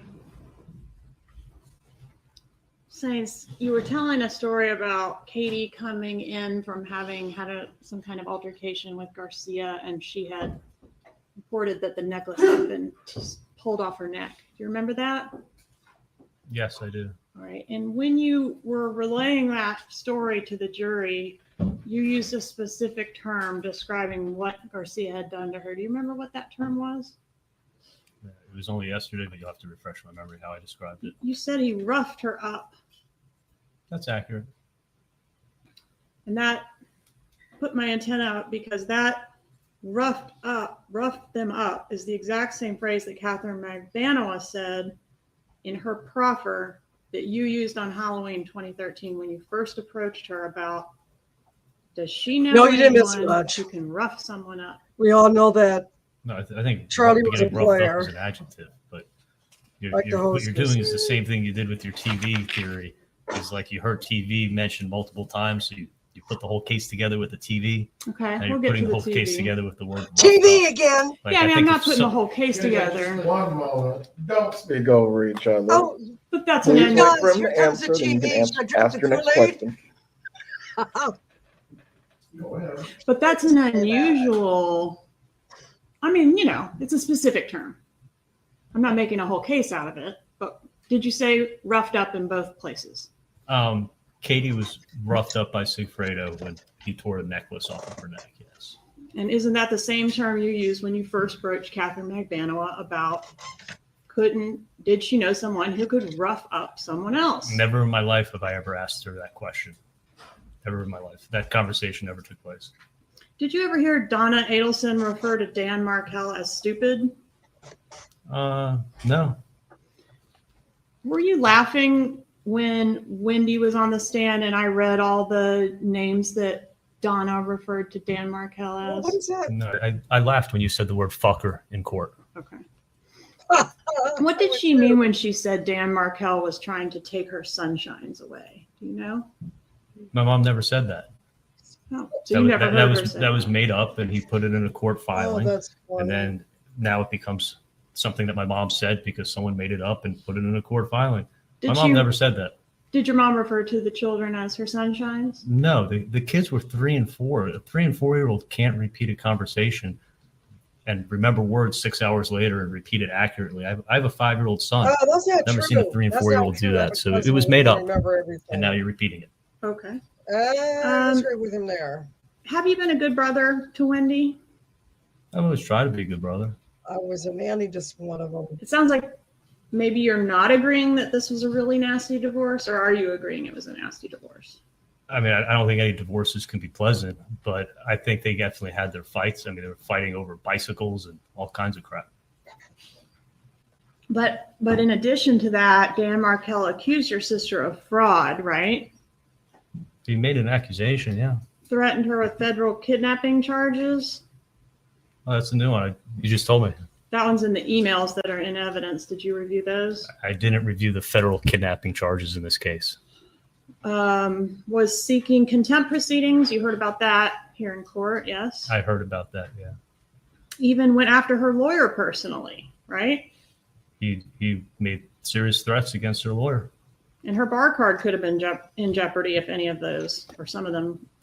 I heard the other day she was saying that I guess her lawyer, he was threatening her lawyer's bar card. Her lawyer's bar card as well as Wendy's. He was making lots of threats and writing lots of stuff, I guess. And he messed with your mom too, didn't he, in that grandma motion? You know which one I'm talking about? I don't think he was messing with my mom. I mean, nobody took that seriously, and I don't think anyone even knew about it. Isn't your mom, I'm sorry, finish. I said I don't think anyone even knew about it till years later. Isn't your mom notorious for always getting worked up about everything? She gets upset. I mean, she's a concerned mom. I mean, but is she notorious for getting really worked up about everything? To a certain extent. Aren't those your own words from Paul S. that's in evidence in this case? Yeah, those are my words, but you can't, not to an extreme, but she does worry, especially when like Latin King gang members are extorting her for money. Did your mom take the grandma motion seriously? I don't think she even knew about it. She didn't talk to you about it? No, I didn't find out about it till years later. Wasn't this divorce a big deal in your family? Who It was? didn't affect my life, I can tell you that. So I don't think that's true. I think it was a big deal in my sister's life. Why did Wendy testify that she was getting along well with Dan Markel just prior to his death? Can we agree that's not true? I think there were ups and downs and how they got along. I mean, you got to ask her. She was on the stand. I mean, I wasn't living her life. Is it part of your defense to minimize how nasty and contentious this divorce was? My defense is to tell the truth.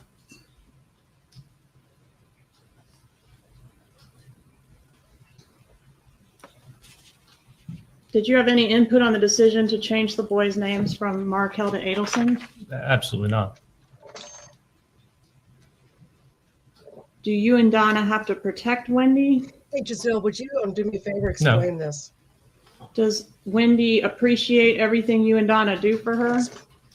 You got to ask her. I mean, she's my sister. I love her. I try to give her my best advice I can, and if I care about her, and I give her my advice, whether she takes it or not, is up to her. She's a grown woman. Let me ask it another way. Do you feel, or isn't it true that you don't feel that Wendy appreciates everything you and Donna do for her? You do it on break.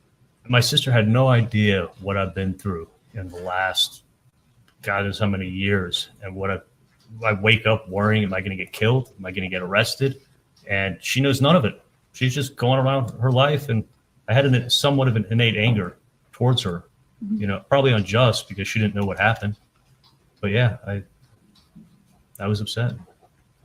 And weren't you saying on the wire that she doesn't appreciate what you and Donna have done for her? I don't know if I said that she doesn't appreciate what I've done for her, because I never did anything for her. Okay, so that was my next question. What have you done for her? Nothing? Other than give her advice and care about her, be a big brother that loves her. Would you say Wendy's a little bit spoiled? In some regards, I mean, she gets a lot of help. I heard that. Is she a little less savvy about how the world works than you are? I don't know. I mean, you got to ask her. Could you trust Wendy with a secret that could ruin your life? It's not a secret. It's something that would get me killed. So I didn't want to tell her. Can we agree that she obviously knew something about this crime? She found out when she came to court. I never told her anything. I'm talking about the murder of Dan Markel. She knew something. right? I mean, it's not a coincidence she went to the crime scene, is it? Well, that's a You're good talking about the point. route That's that a she good took that point. day. I'm talking about her pulling up to the crime scene tape. Yeah. She never went to the crime scene. She was going to buy a bottle Yeah, of but liquor. that was out of the way. Coincidentally, the person sent her a stock the bar party for buy a bottle of bullet bourbon that she was going to pick up. She wasn't driving to a crime scene. And I think she made that clear too. Nobody knew a murder was taking place. She pulled up to the crime scene tape, Dr. Adelson. She didn't pull up to the crime Yeah. scene tape. She was driving down the street and then had to make a U-turn. It was blocked off. But she It's wasn't like going she couldn't help herself. She did. Nobody knew a murder was going to take place. She exposed you all to some degree Oh. by those actions, didn't she? No, not at And all. then she threw you under the bus in her interview, didn't she? Nobody knew a murder was going to take place. She knew her husband had just been shot and they were asking her who would want him dead. And she said, your name. Are you mad about that? No, she said a lot of people's names. Well, she Not at said all. yours in the first 25 pages of a 5-hour interview. Isn't that true? I wasn't there for the interview. But you've reviewed it in preparation for your trial, haven't you? I actually don't know if I've seen her interview. Oh, boy. Oh, my. There was a lot of questions of you about, didn't you do this murder with Wendy? Doesn't the state think you did this murder with Wendy? Are you familiar with your charges in this case? Yes, I'm very familiar with my All right. charges. And who are you alleged to have done this murder with?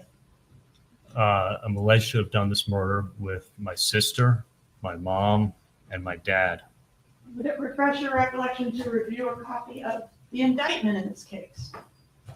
I'm a slow reader, but I could read it if you want. May I approach your honor? Okay.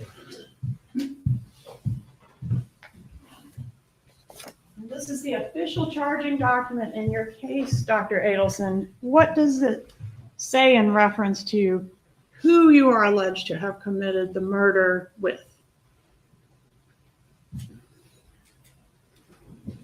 This is, what day is this? 2022. Oh, they think I did a murder with Katie. Catherine Magbanua. Yes. Anybody else? Give me a minute, I'll read.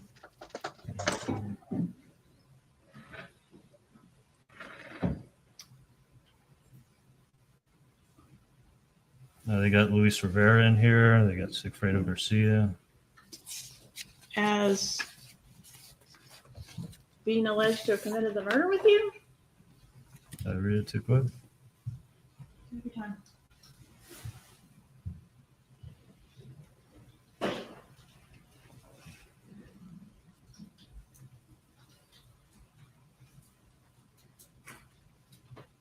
Should just be at the very top of each charge.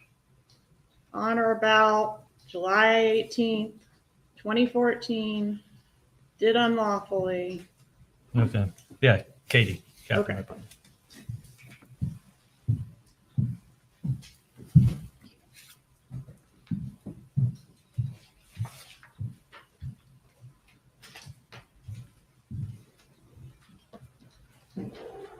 Are you mad that Wendy hasn't been charged and you have? No, I'm mad that I got charged for a crime that I didn't commit. Do you have any innate anger with Wendy over that fact? No, not at all. Are you pissed that she told all that stuff to Jeff Lacoste? I don't think she said that to Jeff, but I wasn't there. How did Lacoste know about the celebration dinner? That we went out to dinner. She got sick, so she may have told someone that she threw up. And then what? He just added the part about you referring to it as a celebration? I never referred to it as a celebration dinner. I picked my sister up. I said, where do you want to go to eat? She said she wanted pizza or sushi. I said, I know a great sushi place. We went there. We didn't have reservations. We ended up sitting at the bar for an hour waiting for our table. She had 2 drinks and got sick. She vomited on the dinner table or at the dinner table. Yeah, she got her to the bathroom. But yeah, she doesn't. I think she got really sick, but there was no celebration dinner. It was the first time that she actually really left the house since she got back from Tallahassee. She was devastated. Did you say something to her about the murder of Dan Markell right before she vomited? Absolutely not. Do you remember what you said right before she vomited? She was I think she said, I don't feel well. And I say, oh no. And then she threw up. Before that? No, I think I said, "Oh no," and then she threw up. Before she announced that she was going to be ill. Right. Do you remember what the conversation was? Just how's the food? How's your? I mean, we were probably about halfway through dinner. If you look at the timetable, we weren't there long. Why did you brag to Jeffrey Lacoste about your connection to the Cuban criminal element? Never said that to Jeff Lacoste. So he's making that up? If he said it, I never said it. Well, you were in here when he said it, weren't you? I heard him say it, yeah. But I never said that to him.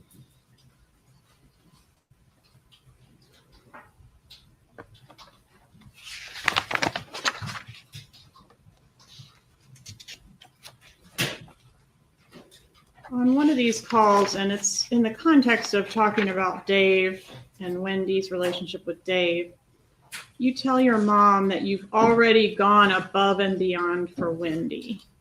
Was that a reference to having her ex murdered? No, that's me getting tired of this Dave stuff. I mean, Dave's a great guy. I mean, everyone who meets him likes him. He's not only super successful, but he's very low key, like t-shirts and jeans kind of guy.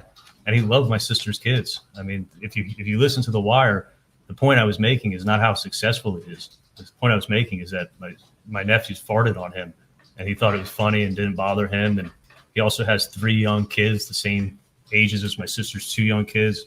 They actually met in line when my sister was registering the kids for school. And it was they've been friends for years. So I thought it was a great opportunity for my sister to have a great guy in her life. And I was getting sick and tired of Dave calls. And The Wire started in April. My sister's birthday's in April. Dave's birthday's in April. So you got a ton of Dave chatter on this case. But believe me, I'd go crazy if I was talking about Dave like this all year long. So that's a no. You did not reference having her ex murdered? Absolutely not. When you said No. You've already gone above and beyond? No, that was me getting sick of dealing with the Dave stuff. As great of a guy as he is, I was still getting sick of it. When the $1 million offer was conceived, do you recall whose idea that was? My parents. Why was the relocation worth $1 million?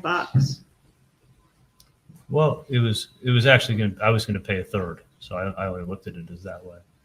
Why was it worth it?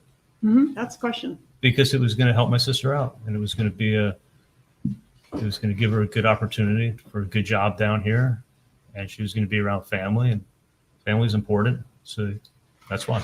Isn't it true that financially you came out ahead on this deal as opposed to if you had coughed up the third of the $1 million offer? How in the world did I come up ahead? This is the craziest Financially, thing. you paid $138,000, then you paid $2,000 a month plus the $1,000 payroll amount. You're still about over $100,000 ahead financially than if you had coughed up the $333K. No, I would have been better off paying. And first of all, I never paid for murders. This is a crazy question, but paying $3,000 a month for life is not anything anybody wants to do. I didn't say anything about paying for a murder. I said you paid $138,000, which you did. I got extorted for $330,000. And then you paid, but you didn't pay the $330,000. Right, because I didn't have it. I had to clean it out my safe, and that was what was in my safe that night. All right. Can we agree that Wendy was stressed out about the issues surrounding her divorce? I think the divorce caused stress in her life, yes. And you were hearing about it from your mother, weren't you? Yeah, I would hear. Wendy's totally stressed out. Yesterday was a rough one, that sort of thing. Yes, like I said it before, is that my sister would tell my mom a story. I'd be sitting in the car driving. My mom would be talking to me and telling me the latest story of the day. And that's how I found out a lot. And then on 2/19 of 14, Donna texts you again to tread lightly with Wendy and refers to Dan Markel as an asshole and a fucker, right? Sorry. You made me laugh. Sorry. That's what I'm here for. Is that what happened? That text? Did my mom use a foul word to describe him? Oh, it's funny. Yes, sir. Asshole and fucker, to be specific. Sorry.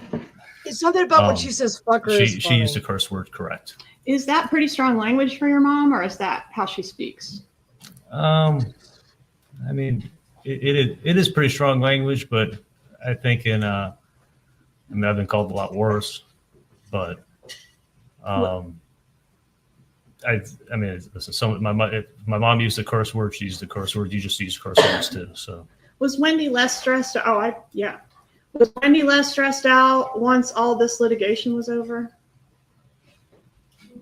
no, she was a million times more stressed out. Was she better off financially? There may have been some, but not much. I don't think so. Was she able to stop paying her $800 an hour divorce lawyers? Yes. Did she get $2.7 million in benefits for her children plus $4,800 a month for the boys' benefit? No, as far as I know, that money was in trust and it's controlled by Dan Markel's sister. So none of that money, you keep saying it like the money went to her. The money's in trust for the kids, and that money never went to her. Some of it went to her and some of it was in trust for the kids, right? I don't know the breakdown, but I know the 90-something% of what you're talking about is in trust, and it's in trust for the children. It's not for her benefit. Right. It's for the benefit of the boys, but it has to come through her because they're children, right? Well, she gets disbursements, right? It has to go through the executor of the trust. And my sister's not the executor of the trust. No, sir. I'm not saying she is. When the executor of the trust disperses money for the benefit of the boys, it gets dispersed to Wendy, right? See, you know more than I know.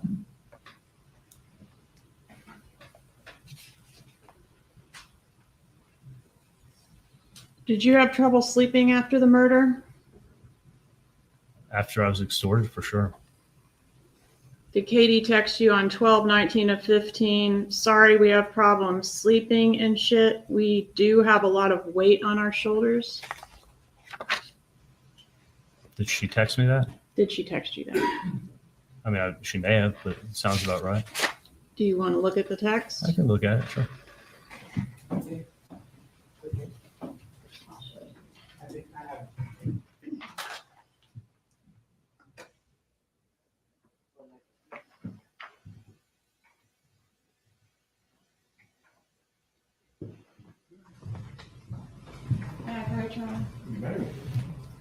This without Which one? glasses. You can look around for context if you want, but I'm looking at page 2 of this exhibit, and it's got a little box around it. Thanks. There's his mother, Dan's.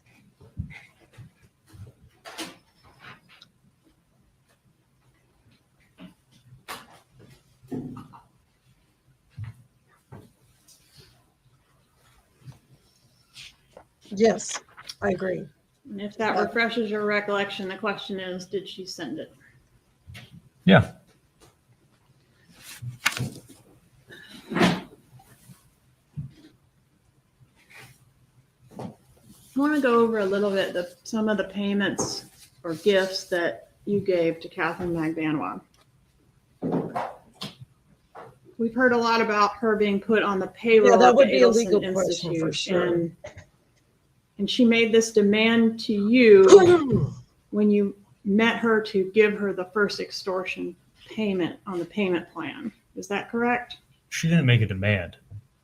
When I gave her the $3,000 for her friend, she asked me if I could do her a favor and put her on payroll for $1,000 a month so that she could get insurance for her kids. She was going to cash the check, and the money was still going to her friend, so that money wasn't going to her. She was getting insurance for her And kids did you as a favor. believe her that she would give the money from the paychecks to the friend? I believe what she was saying to me, yeah. Isn't it true that Catherine Magbanua actually asked you to place her on the payroll back in June prior to this extortion effort? I don't know if I put her on payroll. She asked me if I could put her as something when I was dating her, put her as something on the office so she could get insurance. But I never did. And that was in June. Yeah, I remember she'd asked me about it before, but I never did anything. Who's this gal with the glasses?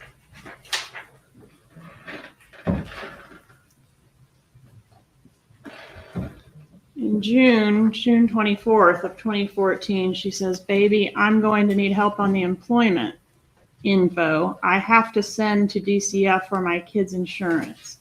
Also, if I have to end up moving later on, I need to show I'm working for you, or else I won't be able to get an apartment." To which you respond, "No problem." Remember that? Yeah, but I wasn't thinking she was asking about payroll. I think she was asking just to say that she worked there. So we sign a letter saying that she was employed. Oh, yeah, that's true. But that doesn't say anything about writing checks to her. And that request was made in between the two trips that the killers made. That Correct. request, well, she asked me if I could do that for her while I was dating her, and I never even did it. And did she ask if you could do that in between the two trips that the killers made? I didn't know when they went up, but I found out later that they went up in June. All right, so that email would have been sent, or I'm sorry, it's a text. That text would have been sent prior to what you're Wait a calling minute, is the Stephen's not first layer making of the sense. extortion. That text was sent to me while I was dating her, but I never. Prior to the first layer of extortion, The text was sent in June prior to the first layer of extortion, before I was extorted. Yeah, before I broke up with her. and you say several times on the wire that she was cleaning at the office. Was she really cleaning? No, she never worked for us.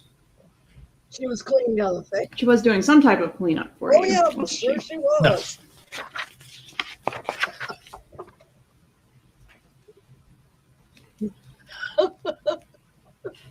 What's the purpose of keeping Katie happy? Yeah.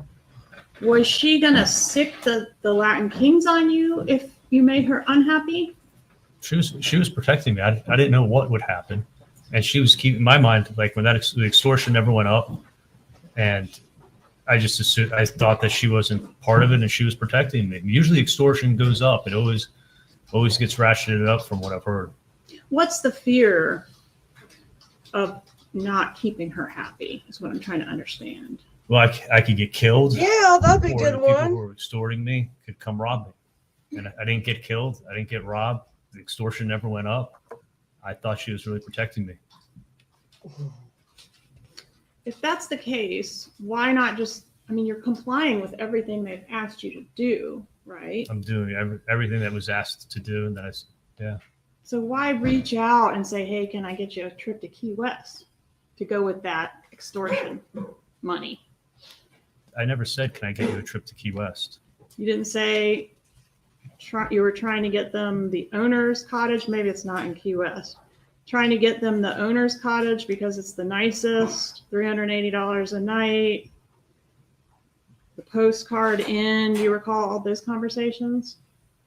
Oh yeah, for sure. And she'd actually asked me weeks before the bump, because I had this connection at a place called the Moorings that I could get like a really great price at a really affordable price for how nice the place is. And I said I was going to make some calls and help her out and get it. And then I ended up giving her $300 for when she picked up that bag at my house. I put $300 in it and I got her a hotel room. Is that a yes? You remember that conversation? Yeah, I do. And she didn't want the trip. In the text messages, she's saying like, no thanks. And you're kind of forcing it down her throat. Do you agree with that?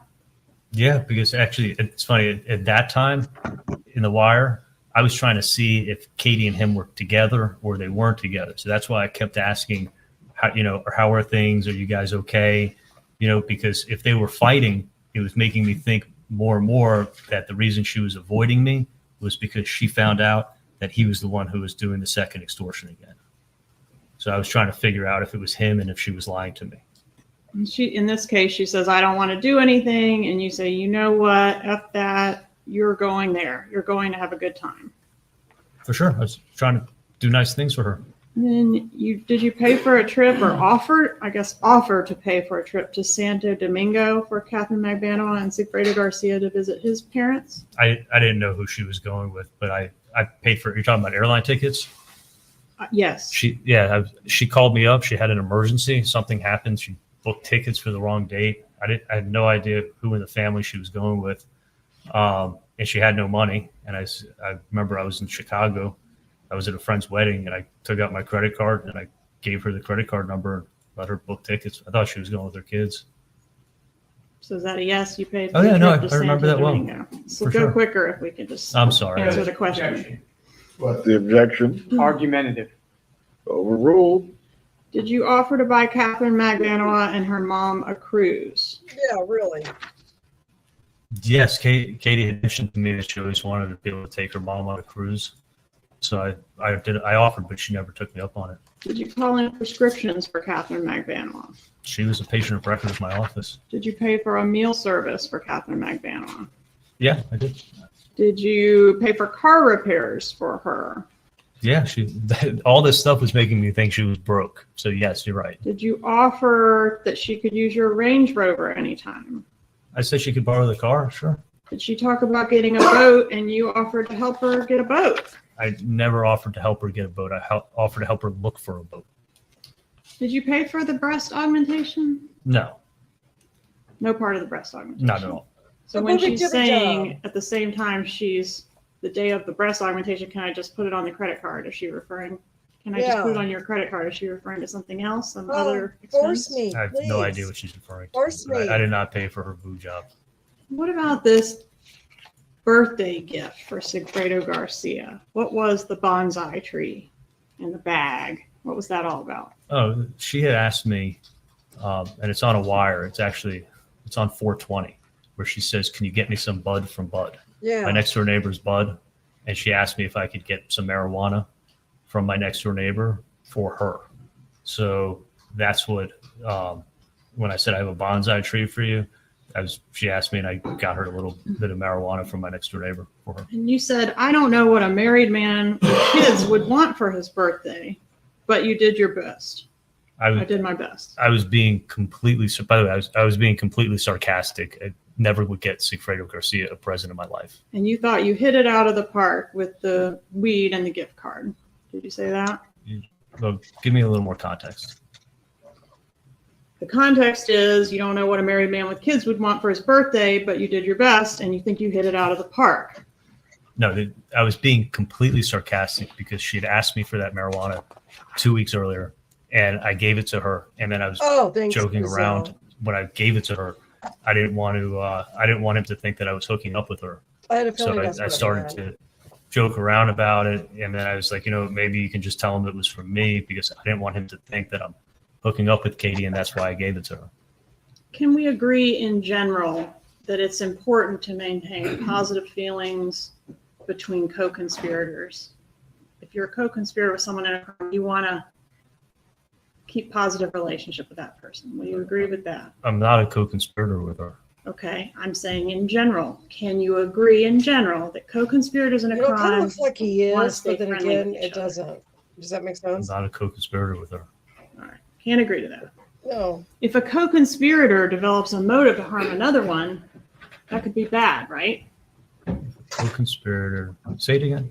Say, a husband and wife do a murder together. And then 10 years later, they've gotten away with it, but 10 years later, they fall out. That could be a problem. Somebody might start talking, right? I was never part of a murder. Were these gifts, these things that you provided to Catherine Magbanua and her mother and Sigfredo Garcia payment for the murder? Okay, I never got Sigfredo a gift in my life. The guy absolutely hates me. He wants to kill me. He stalked me. He extorted me. Like, that was being completely sarcastic, and sometimes I make some bad jokes. But that's even when I wrote he wanted to take me deep sea fishing. make a lot I of knew he bad wanted to kill me. jokes. Like, you have that text too. I On didn't think we were going deep sea fishing. On April 6th of 2015, did you receive a text from Catherine Magbanua that reads, "Next time, don't be such a dick to someone who has done something for you"? Yeah, she's protecting me, and she's mad. She's mad at me over something. Are these gifts what it took to secure her silence for so long? No, absolutely not. I was never trying to get her silence. I was hoping she'd tell the truth. Was your dad's birthday in between the two trips that the killers took? Yeah, my dad's birthday is July 5th. And what birthday was that for him? It was his 70th birthday party. All right, so there's been a lot of talk about the texting between you and your mom about the birthday, and she texts you on March 4th of 2014 and says she can't talk now, but she'll call when she goes to the bathroom in Gainesville and has privacy. She tells you to erase that text after you read it. Why did she have you erase that text? Okay. If you look at the records, I never erased the text. Well, why did she ask you? If you know, you may not know. Maybe she's afraid my dad's looking at her phone and would find out about the present. It made no sense to me. That's why I was like, I didn't Morning, erase anything. everybody. How is you erasing the channel. text going to prevent your dad from seeing it on your mom's phone? Well, if my dad looked at my mom's phone, then he'd see the text and maybe know she's planning for his birthday. You weren't with dad. She was with dad, just to clarify. Yeah, she was with my dad. And the text that she asked you to erase, that particular text didn't say anything about a birthday or paella. Can we agree on that? No, not. But I knew what it was about. CCW. I thought is he 20 minutes watching? later, she texts again and asks something about Oh, there you guys. dad's birthday. Do you know that? I was just wondering where you were. Yeah, I know we were trying to plan a surprise cruise. That was the original idea. Okay, and the paella is mentioned elsewhere, not in this particular Okay. thread that we're All talking right. about. Thanks for Yeah, coming. we- Was paella the big birthday? Darn it. Yeah, I paid for the catering for the whole party. I love paella. Then 3 months later, on June 8th, just after midnight, you text her, quote, still working on dad's birthday present. Was that in reference to the paella guy? Possibly what I was also I hate getting was a those present. weird I mean, shoes. it's been 10 years, so I don't know exactly what I got him 10 years ago on his birthday. And then Or at what I was 1 thinking about. a.m., I'm sorry, you weren't done. No, or what I was thinking about getting him. And then at 1 a.m., mom texts you back. I know you'll, and I think she was in Israel, so that may account for the time, but she texts you, quote, I know you'll come through for me. Is that what she said? That's what the text said, yeah. Can we agree the timing of these texts is consistent with being sent the day after the killers got home from their failed June murder trip? No, it's consistent with a few weeks before my dad's birthday and trying to figure out what we're going to get him. I never knew where they got him. Do you? Why didn't you go to Dan's funeral? In Canada? I think there were some in Tallahassee and in Canada as I well. know there was a but did you go memorial. to either? There was a memorial service here. I Did didn't you go to that? No, I didn't attend. I knew what had happened to him, and there's no way I could have shown Hey, up. mommy's I here. was too upset. Mr. Dubin, your lawyer that was here, Hello. seems like a long time ago at jury selection, said, you know, people have different ways of grieving and that sort of thing. Were you grieving for the death of Dan Markel? I felt horrible about what happened, and I knew what happened. When And did you? I wasn't sorry. I wasn't close to him, but either way, I mean, I felt horrible about what happened. When did you find out exactly how he was killed? Meaning, like shot twice in the head. I found out it would have been the next morning is how I found out he got shot in the head. Do you agree that this was a first-degree murder? Who knows what Oh, he's yeah. Planned, doing? premeditated? The people who killed him planned on killing him. Yeah, Do you think everyone involved should be convicted? I think everyone involved should be Morning, convicted. everyone. Thank Even you the for person that hired the coming hit? in. I think anybody Sorry, who played a role in Danny. it, but I wasn't a part Good of it. morning. Do you good regret morning. that Dan Markel suffered for 14 hours before he died? I feel horrible. He was supposed to die quickly, instantly, right? Are you asking me? I am. No, he wasn't supposed to die at all. This was horrible. What happened? Did it surprise you that the cops were able to identify the Prius? Did it surprise me? Yes. I'm not a cop. I don't know how cops investigate. Did it surprise you to learn that it's not a requirement of law to put the person at the scene of the crime to be guilty of a crime? Listen, I'm not a police detective. Was the police work in this case thorough? I'm sure the police did the best they could. Did you think that you had done everything properly such that you could never be detected or caught for this? I wasn't part of this murder at all. You have it wrong. Catherine Magbano has said that you think you're untouchable. Is that true, Doctor? That's not true at all.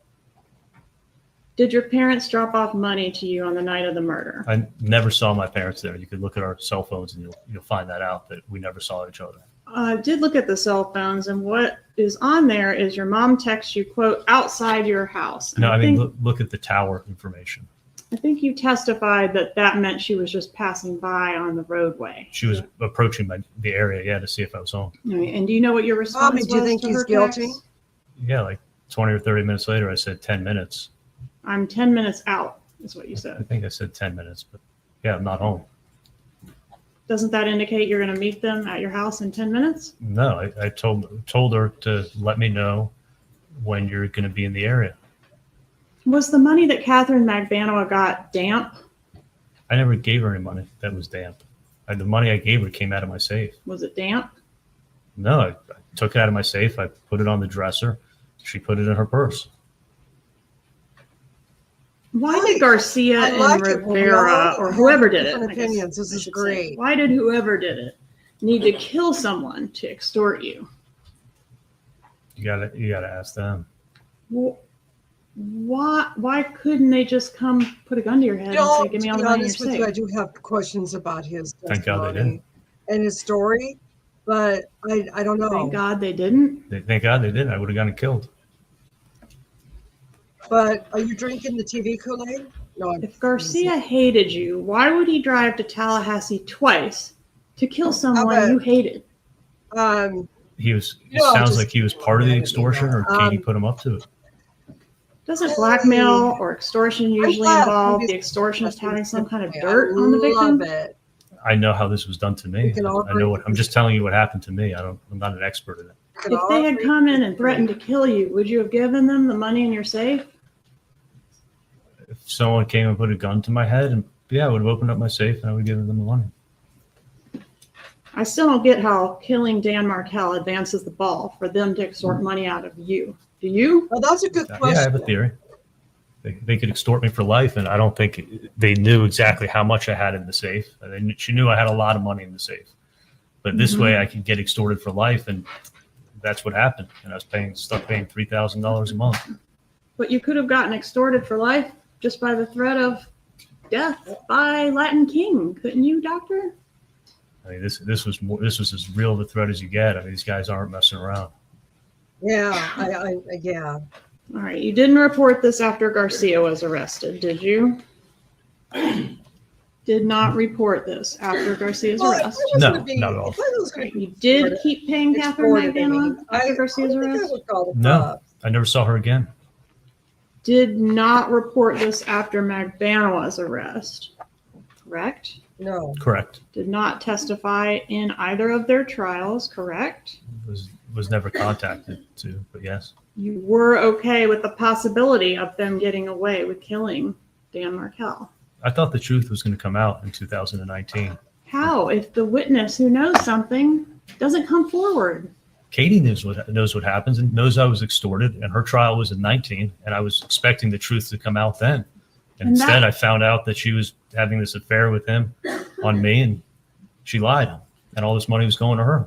So if her defense had been, I was True. an innocent conduit I to agree an with that, Bonnie. extortion, you would have backed her up on that? If Can she I would have come in testify? and told the truth, and yeah, for sure, you would have heard the same story.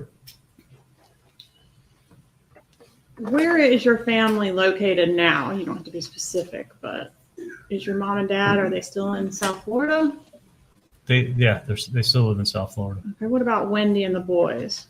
My parents live about 35 minutes from my sister, and I used to live about 45 minutes from them.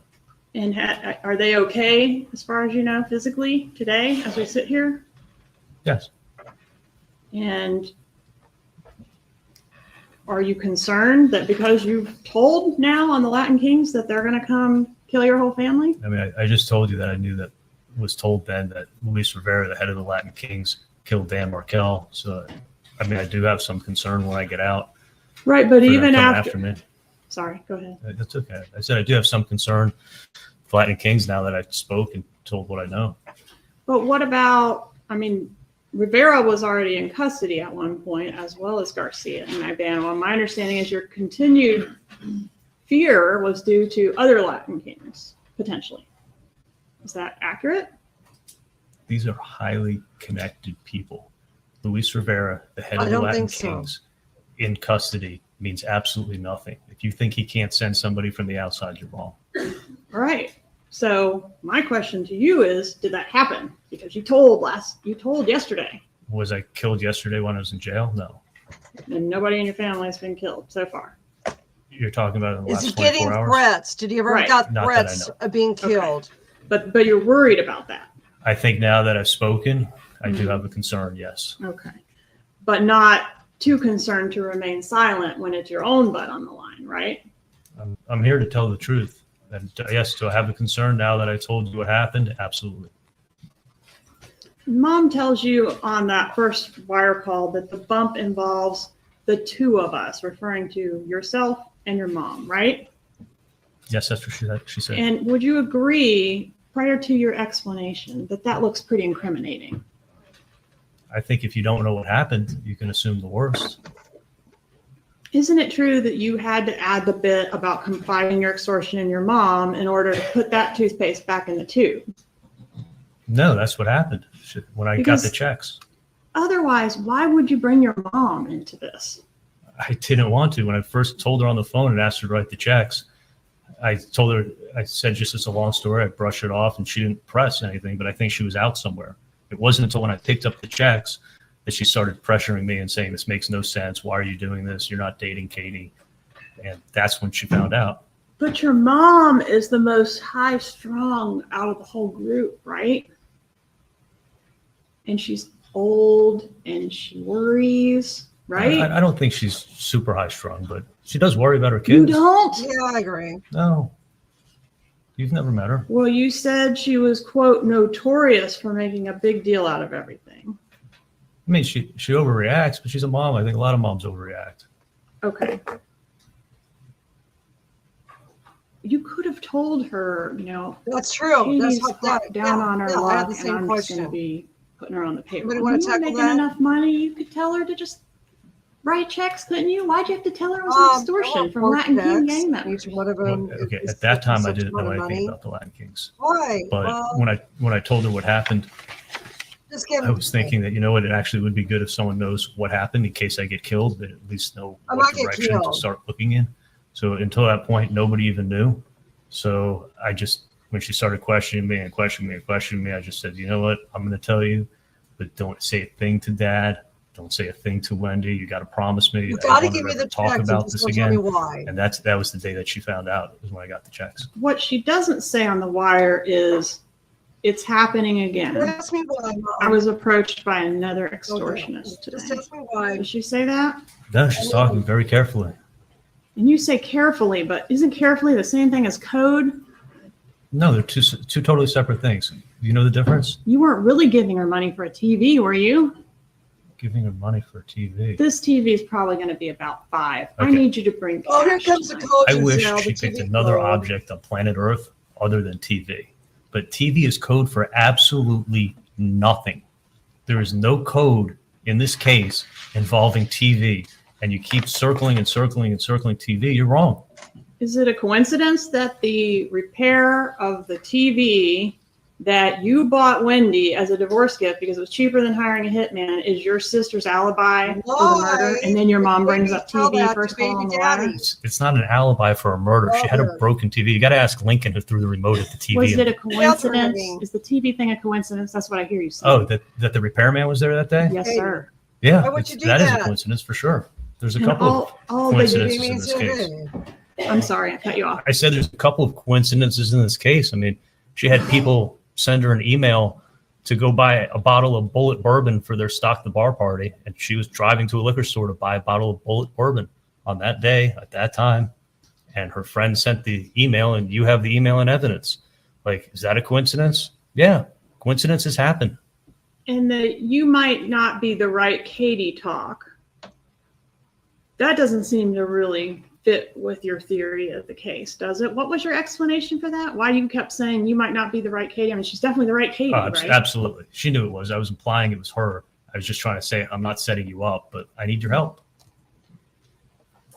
On call B, your mom, you call your mom back and you say, you probe her a little bit, and ultimately you say, you think someone's trying to blackmail you? That's crazy. Why does it sound like this is something that's new and unfathomable to you at that moment? Well, because I wasn't even following what my mom was talking about on the first call. And on the second call, when she shocked me when she said that. And I'd been extorted before, and her saying to bring cash, everything just didn't sound right. Could we play clip 4, please? This is from Dolce. What, sorry, from what? Clip 4 from Dolce. Okay. Not the whole thing, please.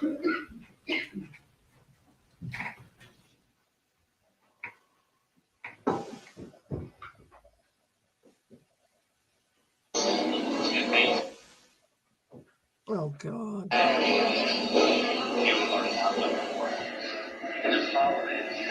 Oh, God.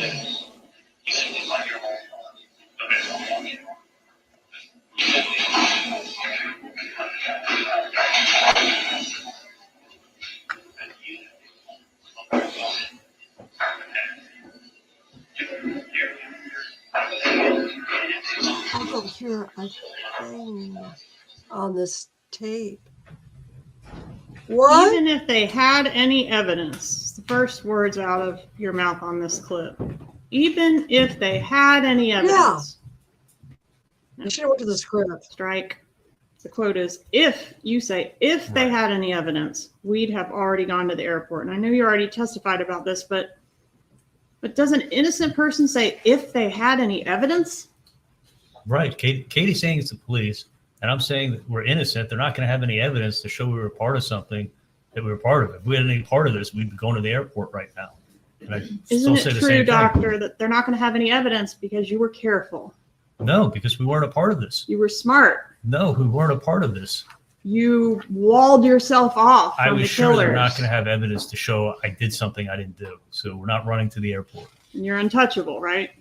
No, we didn't do a murder. I wasn't part of a murder. There's no reason to run to the airport. In the next clip, you're discussing what's going to happen if this person that did the bump goes to the police. And you're going through all these scenarios, these possibilities. Wait, if he goes to the police? Yeah, the blackmailer goes to the police. They're going to say, where's the weapon? And he's not going to know. He's just going to have hearsay, basically. Someone told me they did it. It's not going to be enough to get the investigation anywhere. Why are you thinking through the possibility of the blackmailer going to the cops if the blackmailer doesn't have any dirt on you to take to the cops? I wasn't thinking about the blackmailer. What I was trying to say is I don't know anything about Sigfredo. I don't know anything about this crime. I was trying to tell her that I'm harmless. I don't have any knowledge of what went on. Like, the last thing I wanted is that now that she's saying it's the police, is someone to come and kill me and think I'm some kind of loose end. So that's why I'm saying that. But that's not what you're saying. You're saying if this is a person that Luis Rivera ran his mouth to and they go to the police, it's going to be worth zero because they're not going to know anything other than, hey, my brother told me this. I don't know if I was saying with someone who knows Luis Rivera. I was trying to make a point that I don't know anything. And then you suggest what they would have to do is get him to wear a wire and get the person to confess. And that's probably what this could be, an effort to do, right? Well, they're thinking that we were part of a murder. So this was the same thing I said before, is that this is their theory. So this is a police tactic, and it could be either a bad guy or the police. And this is how they're pursuing it.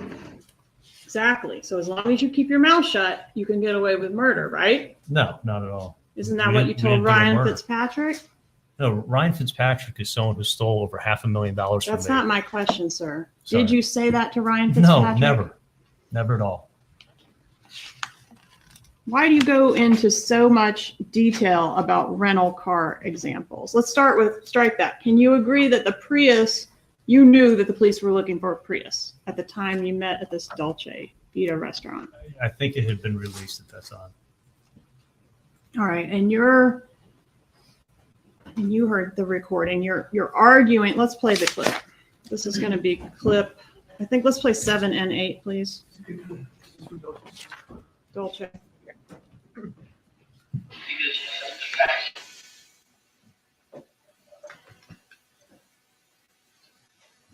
Because the fact is like, even if, let's say, That was funny. and then I go ahead and I can't hear a darn thing what they're saying on this stupid audio. A TV is a TV. Remember, that's going to be a running joke from now on Jets. The coffee chats say a TV is a TV, right? Right. Cheaper than a murder. Good God. Oh. Outside of that, Ooh. I'm already doing that, Giselle. Multiple tasks, editing, taking notes, and hosting seen a live chat. And reading your comments. All my pumpkins that I made for church is right here. I'll have to put them all together and show you guys after we're done.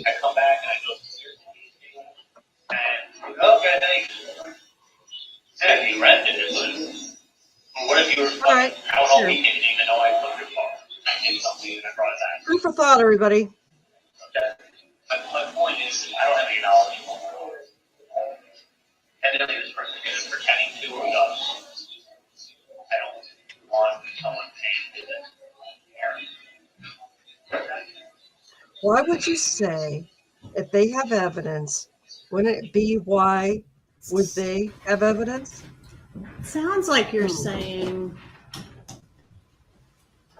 even if they track down the Prius, even if there's DNA or fingerprints in the Prius, meaning like they can link someone to the Prius, that's not going to be enough evidence to make any arrests in this case.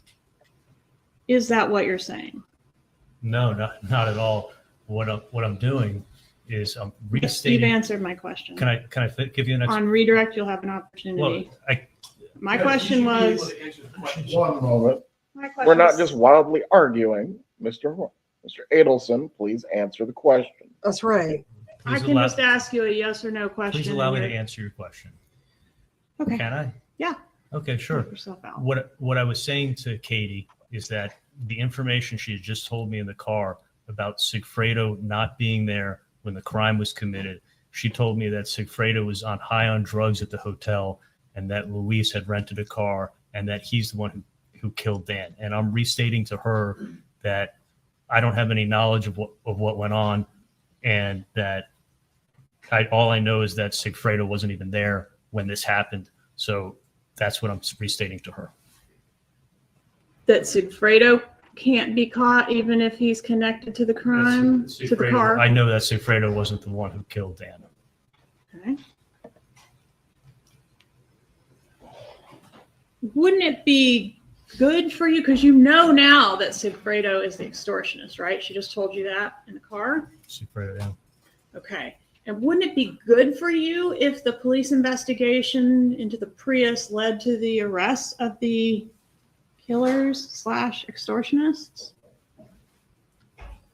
If they arrested the people who killed Dan, Yeah. I know the extortion would stop. As long as I kept my mouth shut, I'd be safe. Right. So why are you trying to argue to her that like the car is not going to lead anywhere? They're not going to be able to do anything with the car. That's not what I'm saying. I'm just saying that I know that Sigfredo wasn't the one who killed him. Did you say on this recording, if they're a bad guy, there's two ways of dealing with it. Go ahead and contact the police. They'll contact him, the blackmailer, and arrange a setup. Take him down and he'll proffer 10 years and now tell us everything you know or else you're going to serve 10 years in prison. Next thing you know, this person is singing. He's calling out your name. My parents are going to have to tell the story of what happened. Singing about what? About the extortion? No, I think you're reading it wrong. No, she's not. Really She's audible. reading right to What correct. would Are those the words? Yes, sir. What would the extortionist, and now I'm referring to the one that contacted your mother. The Latin King extortion. Well, they're both Latin Yeah. kings, right? The second extortion. What would they have to sing about? Yes. Good question. The second extortion would be singing and talking about the first extortion, where they learned their information from. That doesn't make sense. Who cares? That doesn't have anything to do with you. Well, when they catch the first extortion, Katie's tied to them and I'm tied to Katie. They're going to come talk to us and we're going to be in danger when we tell them what happened. So I was saying if they catch the second, they're going to turn in on the first. And that's the same thing I said yesterday. You gave very precise instructions to Catherine McBanois on what she All right, was his to answer makes say no when sense she to me. calls I'm the sorry. phone number, right? First time. Did you do that? Absolutely. And then you say, quote, "You'd better kill him because he's going to be a big problem. And he knows who This you is where are. I get. If he can't do it, I'll have someone else do it." Aren't you telling her that if Garcia can't handle this problem and kill whoever's behind this, you will have someone else do it? You're reading it totally wrong. It's a yes or no question, sir. No, you're wrong. When Dan Markel's murder was taking too long to happen, didn't you tell Catherine McBanois that if she couldn't get it done, you would find someone else to do it? No, I've never said that either. And then you say in the recording, I'm back to Dolce now. Yeah, and guess what? When the effing police show up and there's a doctor, there's an oral surgeon standing there with a dead gang member in his effing driveway. They're not going to come down too hard on me.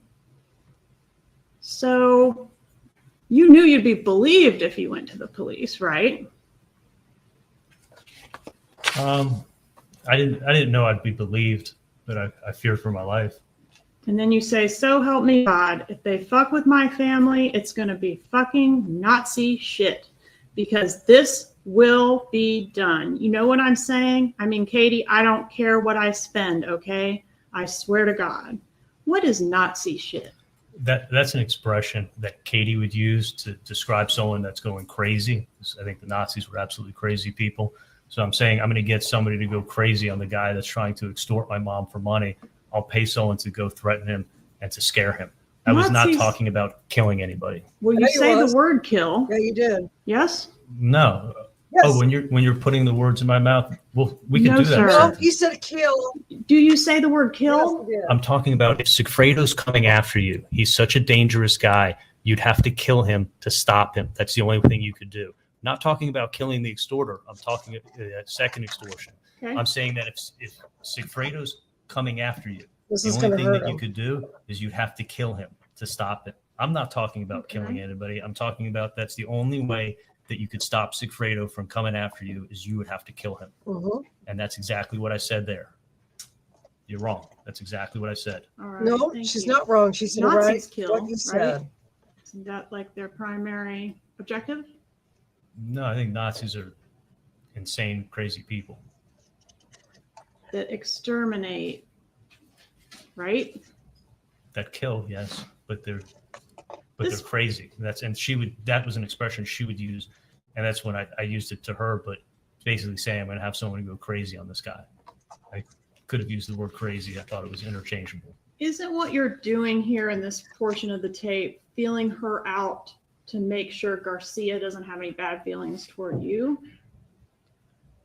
When I said it, yeah, I thought he could have been behind the second extortion. I think I've said that before.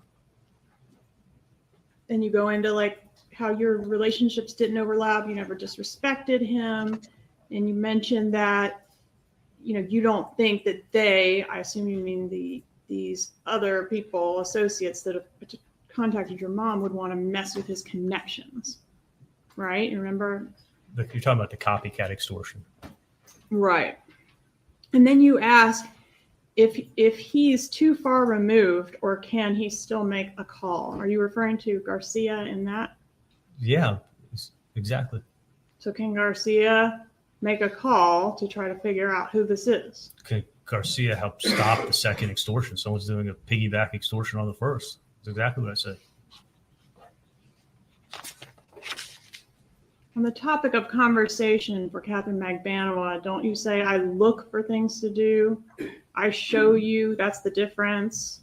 You don't ask me for shit. You said all those things. Right? Absolutely, because that's proving what I've been saying all along is that I didn't think she was part of this. So I was doing things to keep her happy from time to time.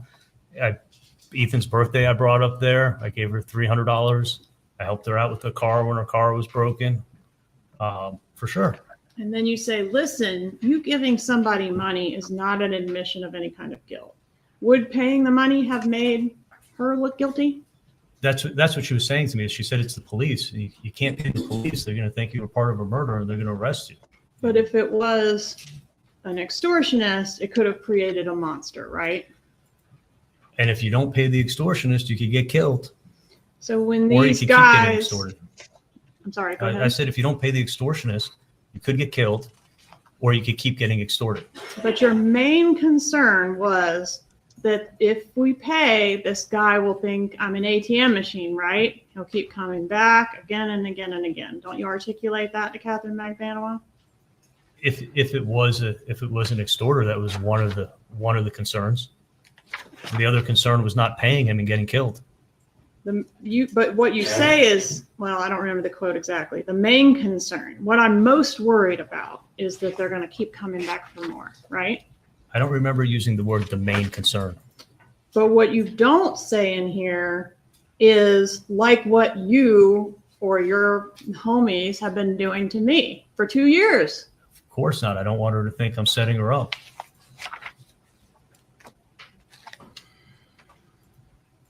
Why are you explaining extortion and how extortion works to Catherine Magbanua?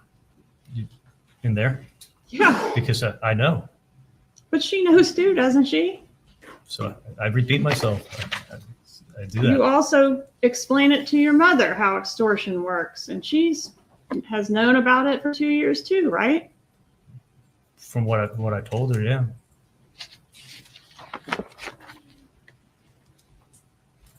I'm reminding her. Then you say, if someone's messing with you, they're messing with me. And if someone's messing with me, they're messing with you. It's one and the same, right? Yes, I said that. You're in this together, right? We're both innocent.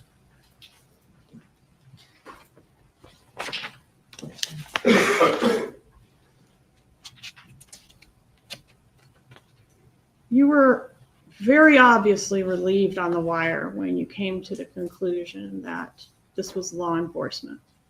Would you agree with that? Very relieved, yeah. All right. And at that same time that on the wire you're expressing relief, or I should say, shortly after all the relief expressed on the wire, we've got the arrest of Catherine Magbanua, right? No. No. Okay. Would you agree that it goes relief on the wire, then arrest of Catherine Magbanua? Do you want to give me dates? Because Kathy was arrested 6 months later. Okay. The wire Can we was in agree April. that She was you were arrested in very October. relieved on the wire and that 6 months later, Catherine Magbanua was arrested? She was arrested 6 months later, correct? And 6 months later, after you were completely relieved on the wire, you begin to exhibit these extreme behavior changes that we've heard about. And what is your explanation for that? Because I thought I'd be falsely arrested.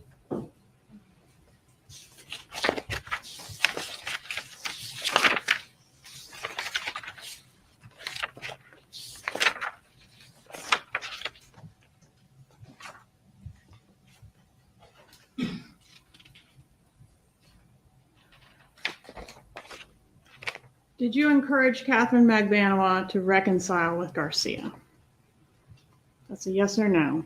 Yes, for sure I did. Was that a good decision for her or a good decision for you? Neither. You've heard your lawyer say that you talk a lot. Do you agree with that? Yes, I do. And you talk a lot on the wire, right? Yes, I do.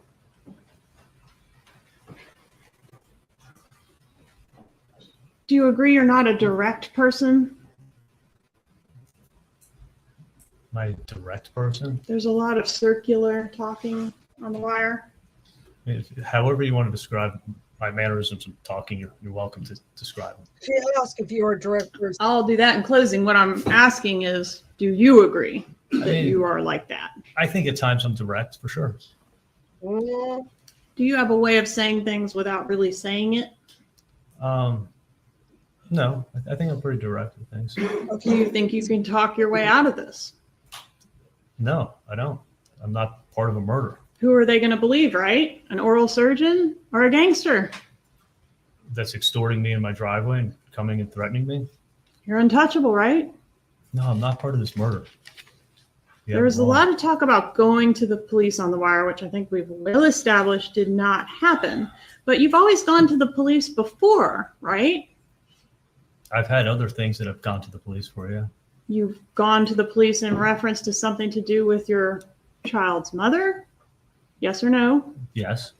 You've gone to the police when you were threatened to be blackmailed over something with a woman back in 2015. Remember that? No, I didn't go to the police. Did you send a letter from your lawyer indicating that describing her actions as an attempted shakedown and indicating that not only will Dr. Adelson never pay a settlement, he will undoubtedly prevail and seek attorney's fees against your client? Right. That's a civil complaint, and somebody was making an unfounded civil complaint and threatening filing a lawsuit, and an attorney handled the civil complaint. The police were never notified, but it was a civil suit. It was somebody trying to shake you down for money. It was a unfounded claim from a civil suit to me and another dentist that it was involving. It was a claim that potentially had criminal implications as well, wasn't it, Doctor? For me? He thinks Yes. he's a direct No. person. There was never a police investigation. I disagree. In with 2018, did you report an aggravated Alright. assault where a vehicle was driving aggressively and narrowly avoided striking you? I had a reporter almost kill my 10-week-old puppy dog that I was walking because I was going for a walk in the morning and he was stalking outside my house. In 2018, did you report an aggravated assault where a vehicle was driving aggressively and narrowly avoided striking you? It was more almost hit my dog too, but yeah. Do your nephews deserve to know the whole truth about who killed their father? Yeah, now they do. Do Danny's parents deserve to know what happened to their son? Absolutely. That's right. And you say you knew. I mean, you now say you knew a big piece of what happened, right? Yes. Do you feel bad about not volunteering that to Danny's parents? I feel a sense of relief that now I was able to tell everybody what finally happened. Yesterday, almost 10 years later, right? Yeah. And that's because you didn't just know a big piece of it. You were a big piece of it, weren't you, Doctor? I was extorted and I knew a lot, yeah. He was a big piece of it. One moment, please, Your Honor. He was a big piece. Okay. All right. I am so glad to see you, Mommy, here. The reason why is I'm glad to see everybody here. Let me just put it that way. Because you are the opposite of Do any of the members of the jury chat, need and to I take a break love before we two continue different with the kinds of examinations? stories. The bailiff will escort you back to the I jury room. love that. We'll have a brief 10-minute break before we have well, just to redirect. get everybody straight with my channel, I agree to disagree, and I am glad to see my chat doing the same thing. So, okay, so I'm gonna do this. All right. Let's talk about this. I do have a question now. He didn't want to go to the police. He is scared. Okay. But when Mom started giving checks, which is a paper trail, why would they go to the police? We will reconvene I at 11:20. Right. Why would they go to the police? Because there's a paper trail. You know what else I'm going to throw out there too as well? So Mommy Very well. made You a can good sit point, You can and she sit made down me. at the table, sir. Why would Mom just give Charlie? Okay, I have some. I wrote down some things here. Yeah, I did. Why would Mom just give Charlie 4 checks with no questions? She asked him once, and he said, "Mom, it's a long story." Okay, here, honey, here's your checks. Okay, if I did that to my mother, guess what? She would be asking a lot of questions. She wouldn't just give me the 4 checks. Just throwing this out there. Anybody want to?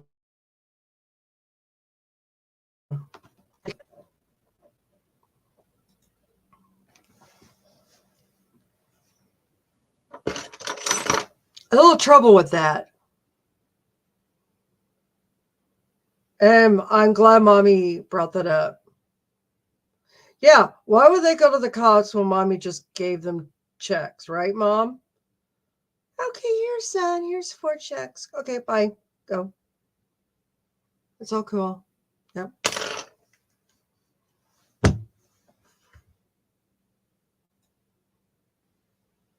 No.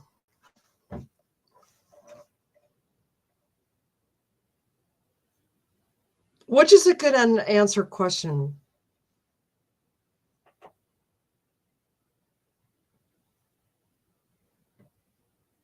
I don't know. I don't know.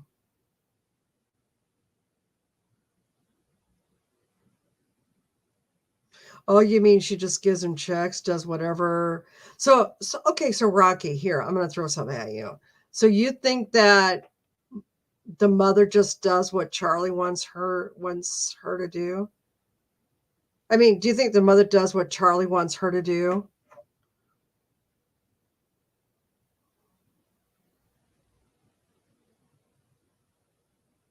Yes, I agree.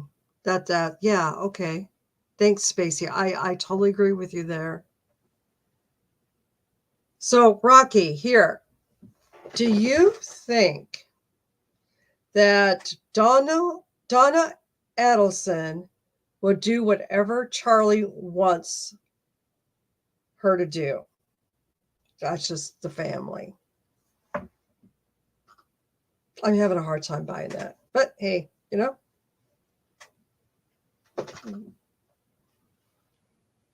this is not a channel where we just have one side presented.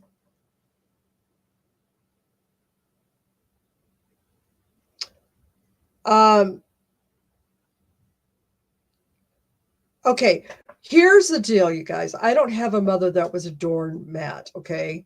I had a mother that would not just give me money for the sake of giving me money.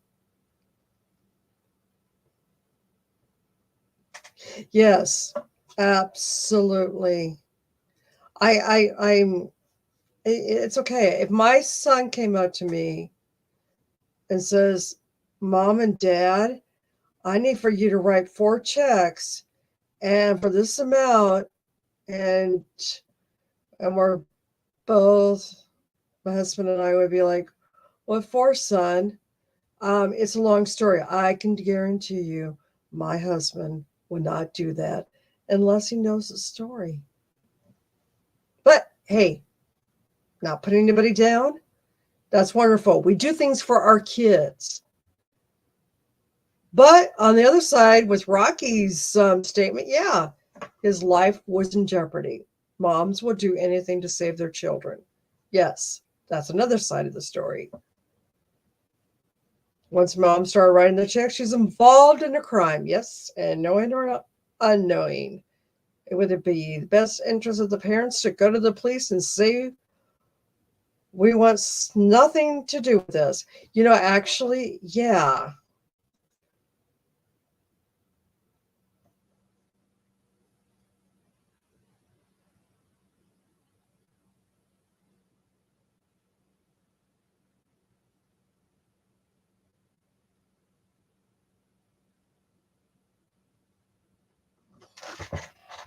But that wasn't just a little chain money. I mean, what she was doing was going to leave a paper trail of something. And I don't know. I guess I'm just from a parent, from a mom that would be a tough one. She was tough. But will she do anything for her kids? Yeah, but she would not break the law for her children. I don't know. Neither would I.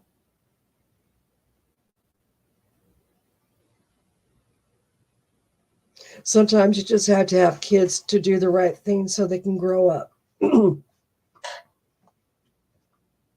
And she didn't know who Katie was. Katie never met the family, but oh, can we have some checks, Mom? You never met her. Yeah, she's my girlfriend, but I'm not going to introduce you to her. Oh, you know, of course. Of course. Do I know all of my son's girlfriends? Oh, geez, I don't want to. Right. I don't know. Yeah. Well, here's 4 checks. Yeah. All right, son. I hope you don't get hurt, which could happen.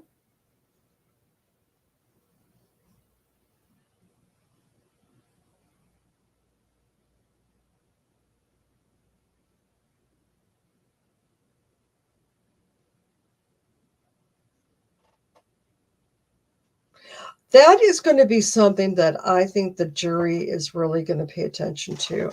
And here, I did write some thoughts, and I think I'm going to throw them out to you guys.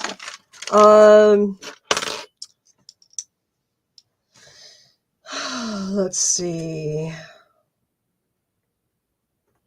Well, okay, here's a question that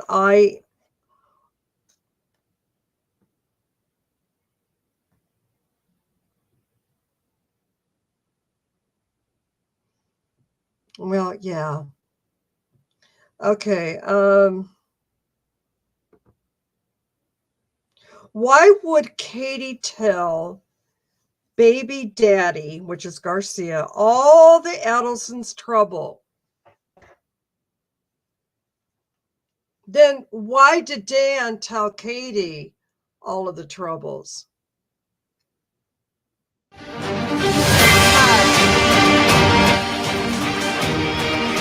Okay, we got more cross-examination for you of Charlie Adelson, the defendant in this trial, the man accused of orchestrating the plot to kill FSU law professor and his former brother-in-law, Dan Markell. He's being questioned by the assistant state attorney about this idea, this theory, this defense put forward by Adelson that he was not involved in the plot to kill his former brother-in-law, but that after Dan was killed, his girlfriend, Catherine Magbanua, one of the people who was convicted in this case. I killed it. All right. I just want to know, do you want to go with our discussion or do you want to listen to court thing? I know. I am so sorry. I'm sorry. I know. Watch. Yeah. I just shut it off. Darn it. I'm so sorry, you guys. Chat, tell me what you want to do. Want to do our discussions or do you want to watch the anchors? It's all up to you. I swear I'll never do that again. I'm a new streamer. Oh, gosh. I'm so sorry. I know. If I could, I would give you all donuts right now. So you guys tell me, what do you want to do?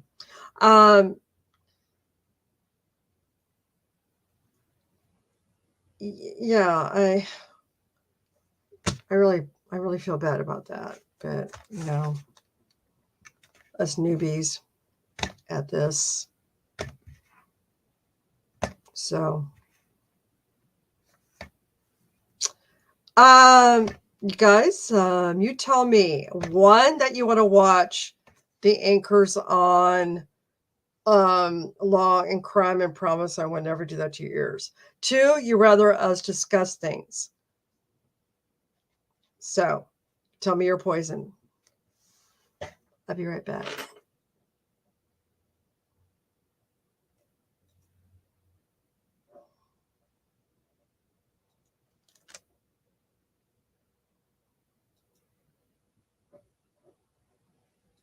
I cue my chat's ears.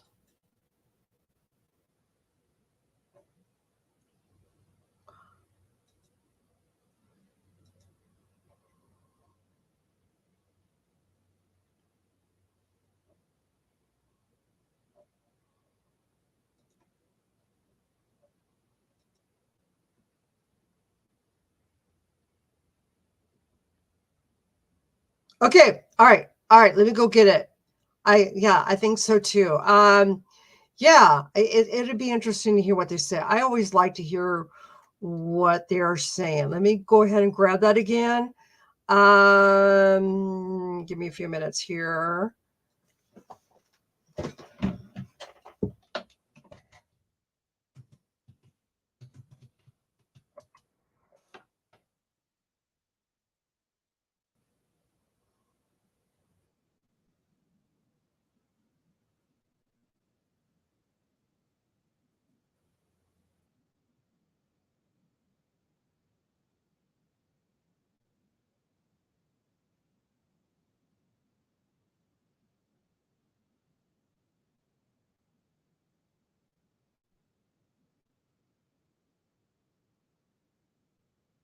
Okay, I'm going to get here for just 2 seconds. I will share the screen with normal hearing. Okay. Because I had this connection at a place called the Let me Moorings put that that I to could you. get like Right? a really great For further price, discussion? a really affordable Oh. price for how nice the place is. And I said I was going to make Okay, some are we calls going and to help her discuss out or are we and going to get it. watch? And then I ended up giving I her like the $300 for idea of the it. when she picked up that bag at my house. I put $300 in it. And Well, I you know got her what? a I'm going to hotel. stay for a little bit. Is then we'll that a just- yes? You remember that conversation? Yeah, I do like that. Okay. And she Is didn't it want okay, the trip. Tony? In the text messages, she's saying like, no thanks. And you're kind of forcing it down her throat. Do you agree with that? Yeah, because actually it's funny at that time This is in the wire, I was trying to see if Katie and him were together or they weren't together. So that's why I kept asking. Anyway, discuss a little bit and then I will see if I can get what they're talking about. Like I said, I'm new at this. I'm a newbie. I'm really a newbie. I'm just thinking I'm just laughing at myself. Because that's all I can do right now.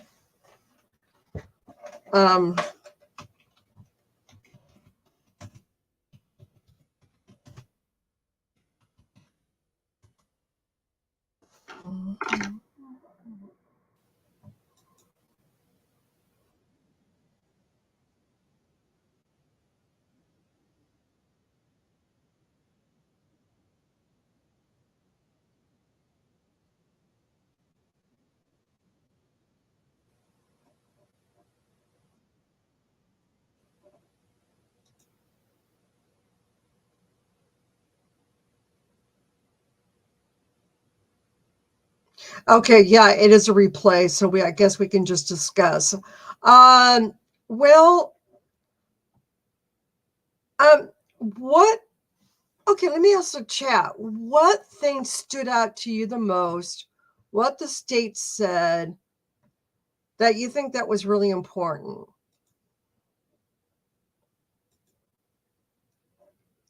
I do need to find.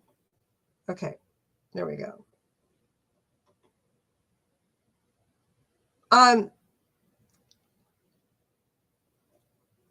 There was a few things with me, but well, the hammer part was her brushing the teeth, and she said, you gotta love those dentist jokes.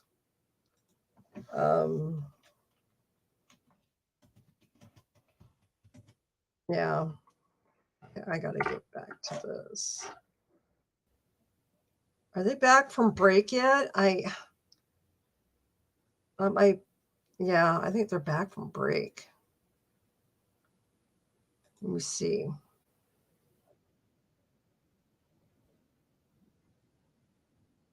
Okay, the court is on a brief break. And then the redirect from the defense would be the defendant would be on next. So right now I am going to, and it looks like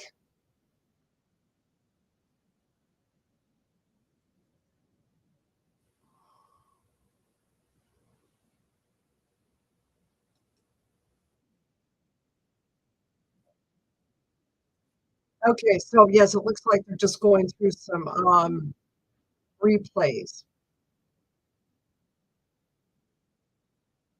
So I'm going to have this.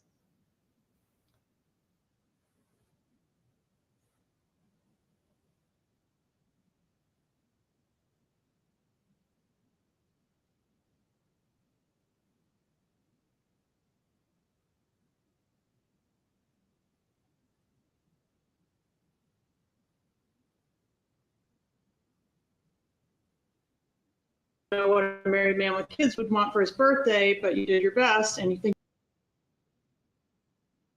Okay. All right. So as I understand, they're just doing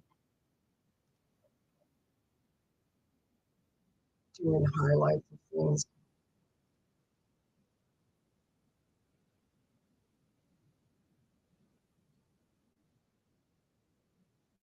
Okay. All right. Yeah. Come back and take the stand, Mr. Adelson. Let me fix that.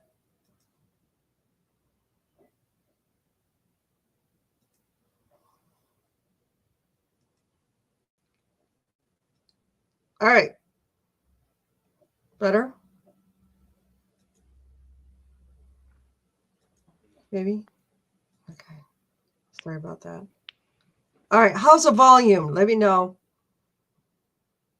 I think we still have a few jurors using the restroom, and we'll get started after that. Is the volume okay?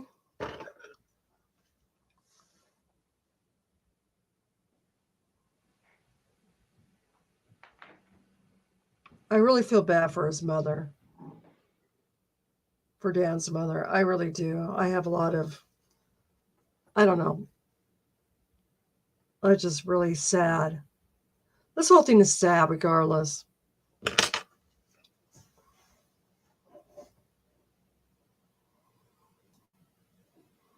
Poor lady. That's how I feel. I feel bad for the babies, and I feel bad for any mother that has to go through something like that. That would be horrible.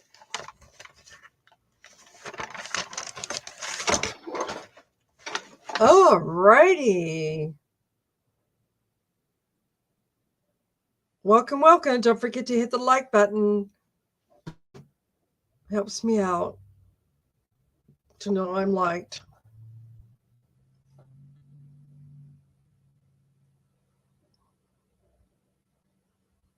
It really does.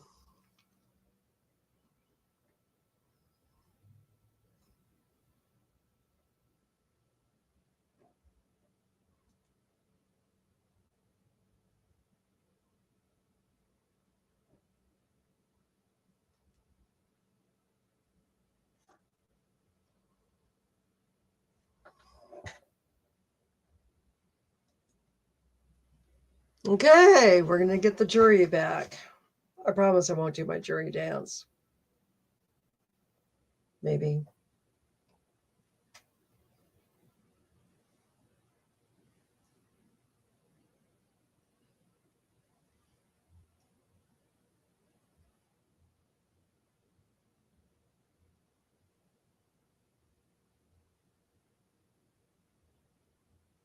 Yeah, you make a good point there about that. Here, yeah. Mothers do have sixth sense about that, and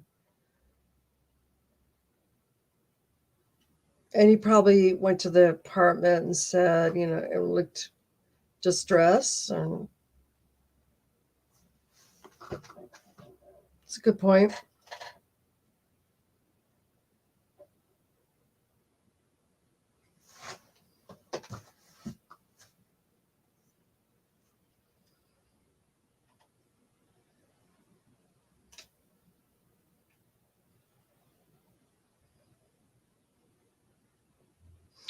Yeah, I know.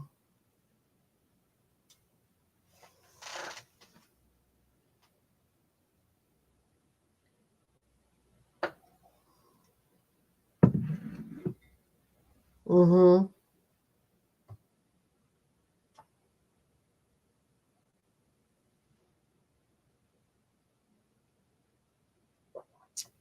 But I still have questions. A few things about Charlie. And one of them is, why did Charlie feel that he had to tell Catherine everything about his problems with his family?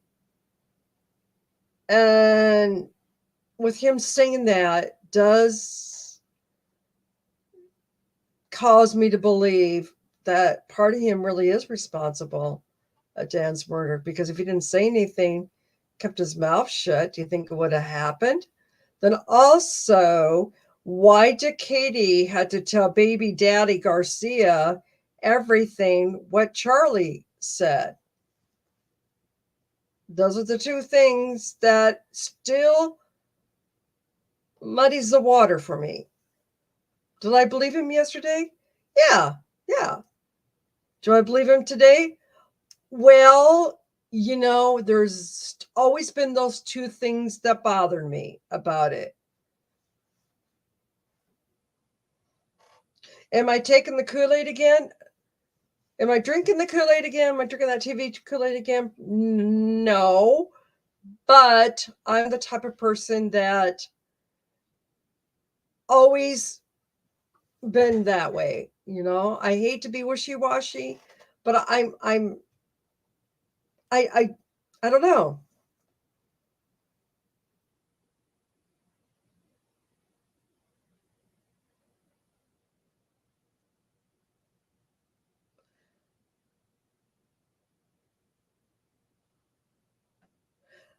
Maybe he was drunk. Yeah. People gossip. Yeah. But was he gossiping to Catherine? I love these discussions. Okay, guys, I think this is loud. I'm going to have to fix this. Okay, is it better? All right, everybody put 1 if it's better. 2. Fix it quick. I really need to know. You be seated. Oh, yeah, you're probably venting to her. Members of the jury, I was informed by an unnamed source that some baked goods have made their way into the jury room. Oh. If there is a red velvet cake and no one brought enough to share, contempt powers will be exercised. That is a crime. Mr. Rauschbaum, you may redirect your client. Oh, how dare you say that, Judge? Now I'm hungry for that. Red velvet cake. What cake do I don't like? Many. Do you remember when Miss Kappelman asked you about that text on August 25th, 2014, when Katie said to lose her number? Do you remember those questions? Yeah. Isn't it true that within 12 hours of that text, you're offering her help on her car with an individual named Sully? Yes, I remember that. Why are you offering her that help just within hours after that text? Because I wanted to keep Katie happy, and she was getting mad at me, and I needed her protection. I didn't want her to stop protecting me. Now, there was a lot of questions about timing, and I want to make sure that everyone has this clear because it's really important. In 2014, did you think Catherine Magbanua was extorting you? No, not at all. Now, after she went to trial and testified, and after you saw the evidence of the money that was in her accounts, did you know that you were wrong and in fact she was the person who was extorting you, either with Sigfredo or without him? Yeah, that wasn't until 2019, 5 years later. So when Ms. Kappelman shows you all of those text messages and emails in 2014 that seemed friendly, at that point, and in 2016 that seemed friendly, and all the gifts, at that point in time, what did you think she was? I thought she was protecting me, and she got dragged into this the way I did. Now, do you remember when Ms. Kappelman showed you that indictment? Yes. And it had your name on it and Catherine Magbanua's name on it as co-conspirators? Yeah. Do you remember when she directly asked your sister in this courtroom if she participated in a birthday gift for your dad of the murder of Professor Markel? I remember her asking that. So her name's not in that indictment, but were you in this courtroom when the first thing in opening the state put on the board was a picture of all of you, because their theory is that all of you participated in this murder, right? Yeah, they said me, my mom, my dad, my sister. And their theory is wrong about your sister, correct? 100%. Just like it's wrong about you. 100%.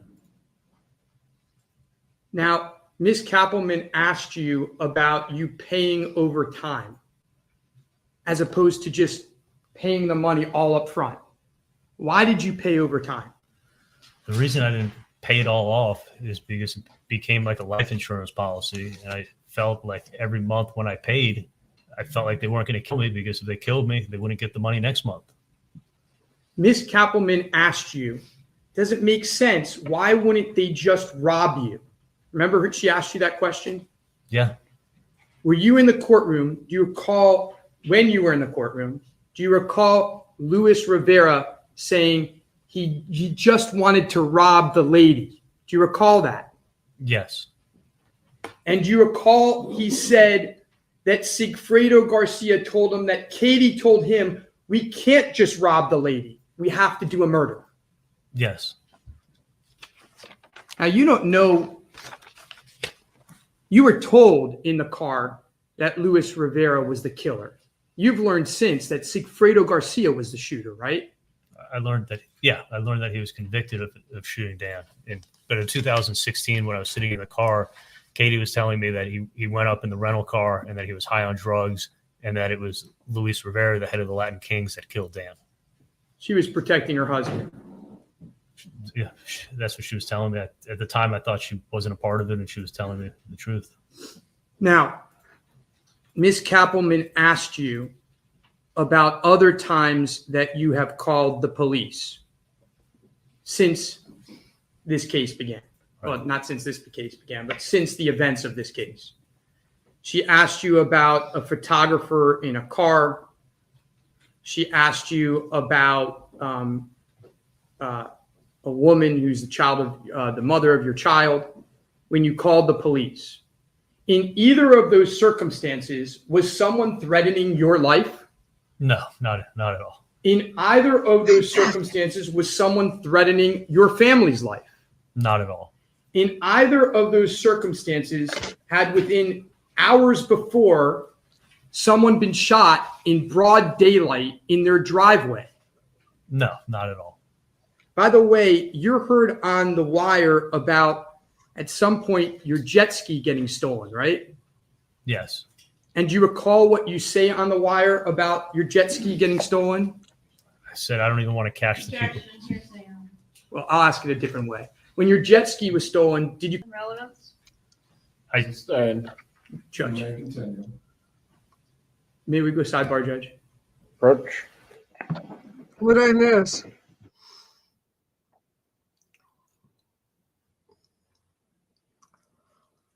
Okay, so has no threats after everything happened from the thugs.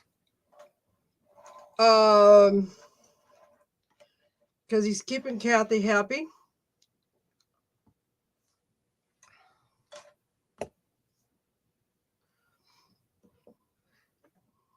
He gets out of it with money.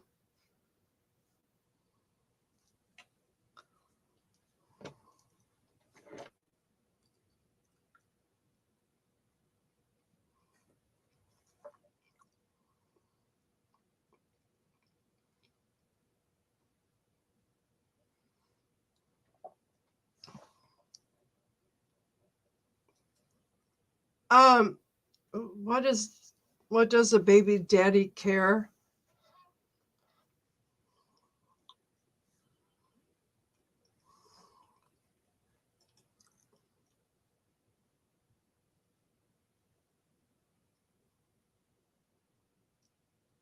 Mm-hmm. He's worried about the jet ski. Is that why they're sideboarding?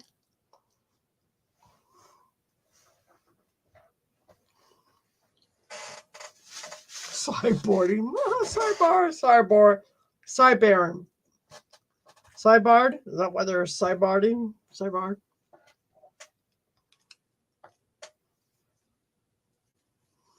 Mm-hmm. Sorry, I'm eating a banana. They took cake and I got hungry.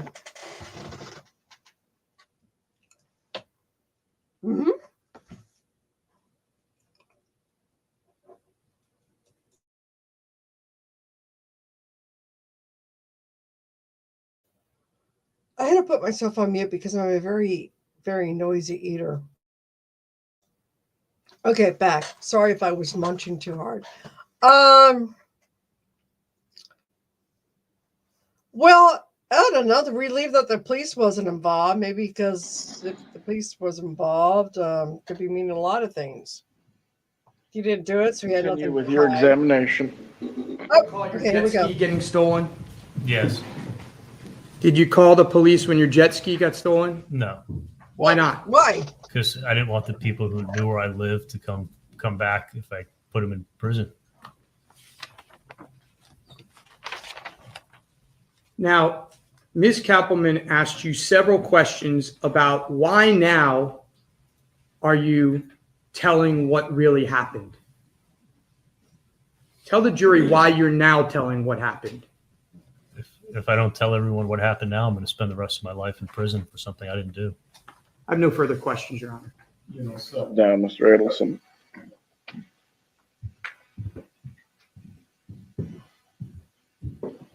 Okay. The attorney is going to approach again on a brief matter. Defendant. Okay, so he's done, right? He's done with the cross. So, are we going to hear from the state?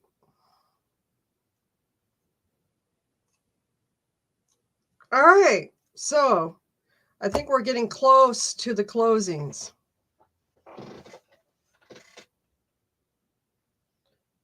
Oh, is this Charlie?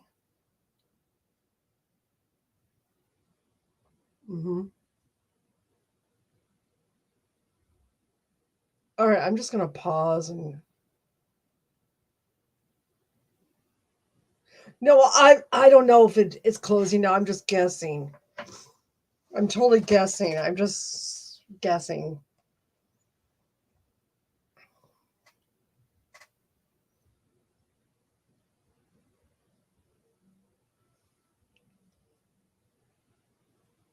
No, honey. I'm just saying that if the state is done, then they can call their next witness. I don't know if they'll have a next witness. And Charlie looks awfully, awfully worried. I guess I would too be.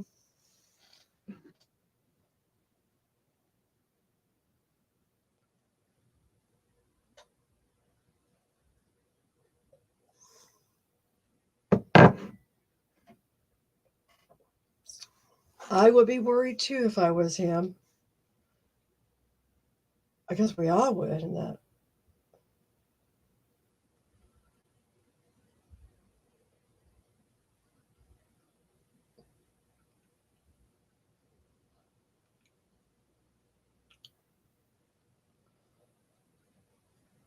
All right, members of the jury, I have news that's going to make you terribly sad.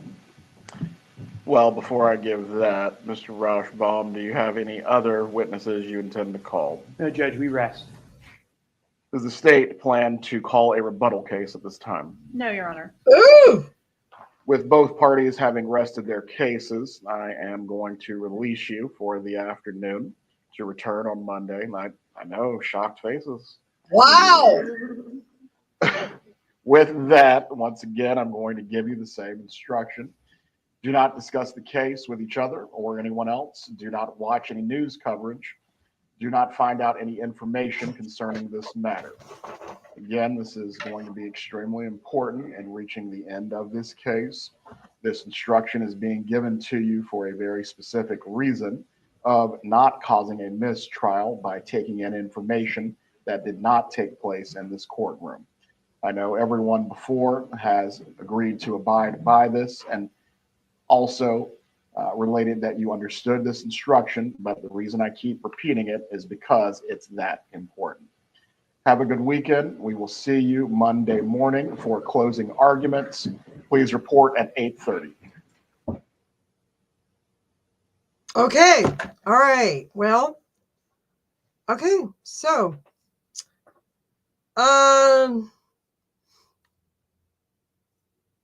they're going to rest. They rested, both of them, and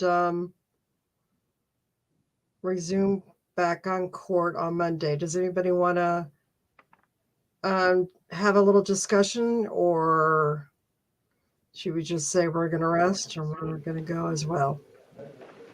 No. Oh, wait a minute. Donuts, no interest. I want donuts. It's gotta be something good. All right. For the attorneys, we'll go ahead and go into recess now. When we come back from lunch, we will have the charge conference on the jury instructions. The initial draft that's been sent to everyone, both parties have it. Yes, Your Honor. All right. Other than what's already been sent, did either party request additional instructions? The state has not. Nor does the defense, Your Honor. All right. There was one other instruction that came to mind given all the discussion about intent and context. Within standard instruction 13.1, there's a definition that defines intent. I've previously given it in murder trials as a standalone instruction, which basically would give the jurors a definition of what is intent. In this matter, I would believe it's appropriate. I'll allow you all to raise any objections or concerns about it as we get into the charge conference itself, but I just wanted to make you aware it's part of the edit that I have been working on. Can you provide the number one last time? Yes. Standard instruction 13.1. This is the general burglary instruction, but within the definition section of that instruction, intent is defined, and that definition of intent would be what would be given unless either party is objecting to it taking place. Right? Thank you, Your Honor. Right. We will reconvene with the charge conference at 1:15. I wonder if this would be televised. Yeah, we'll see it later. Okay, so anyway, I think what I'm gonna do is I'm definitely okay, I'm talking to John, and he said, do you guys want to do a recap tomorrow with John? I think it'd be good.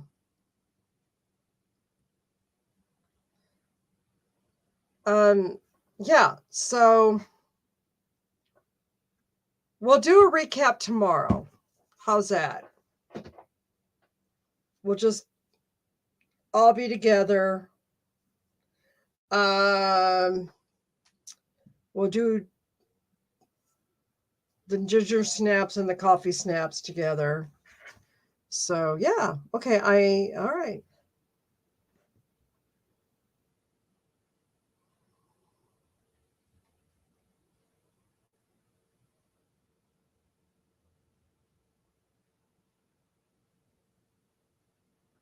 Okay, great. Yeah, so yeah, we'll have a recap tomorrow. Too. No, that's what happened. Okay, when I well, got the checks. Otherwise, why would you bring your mom into this? Okay, I'm gonna take that off.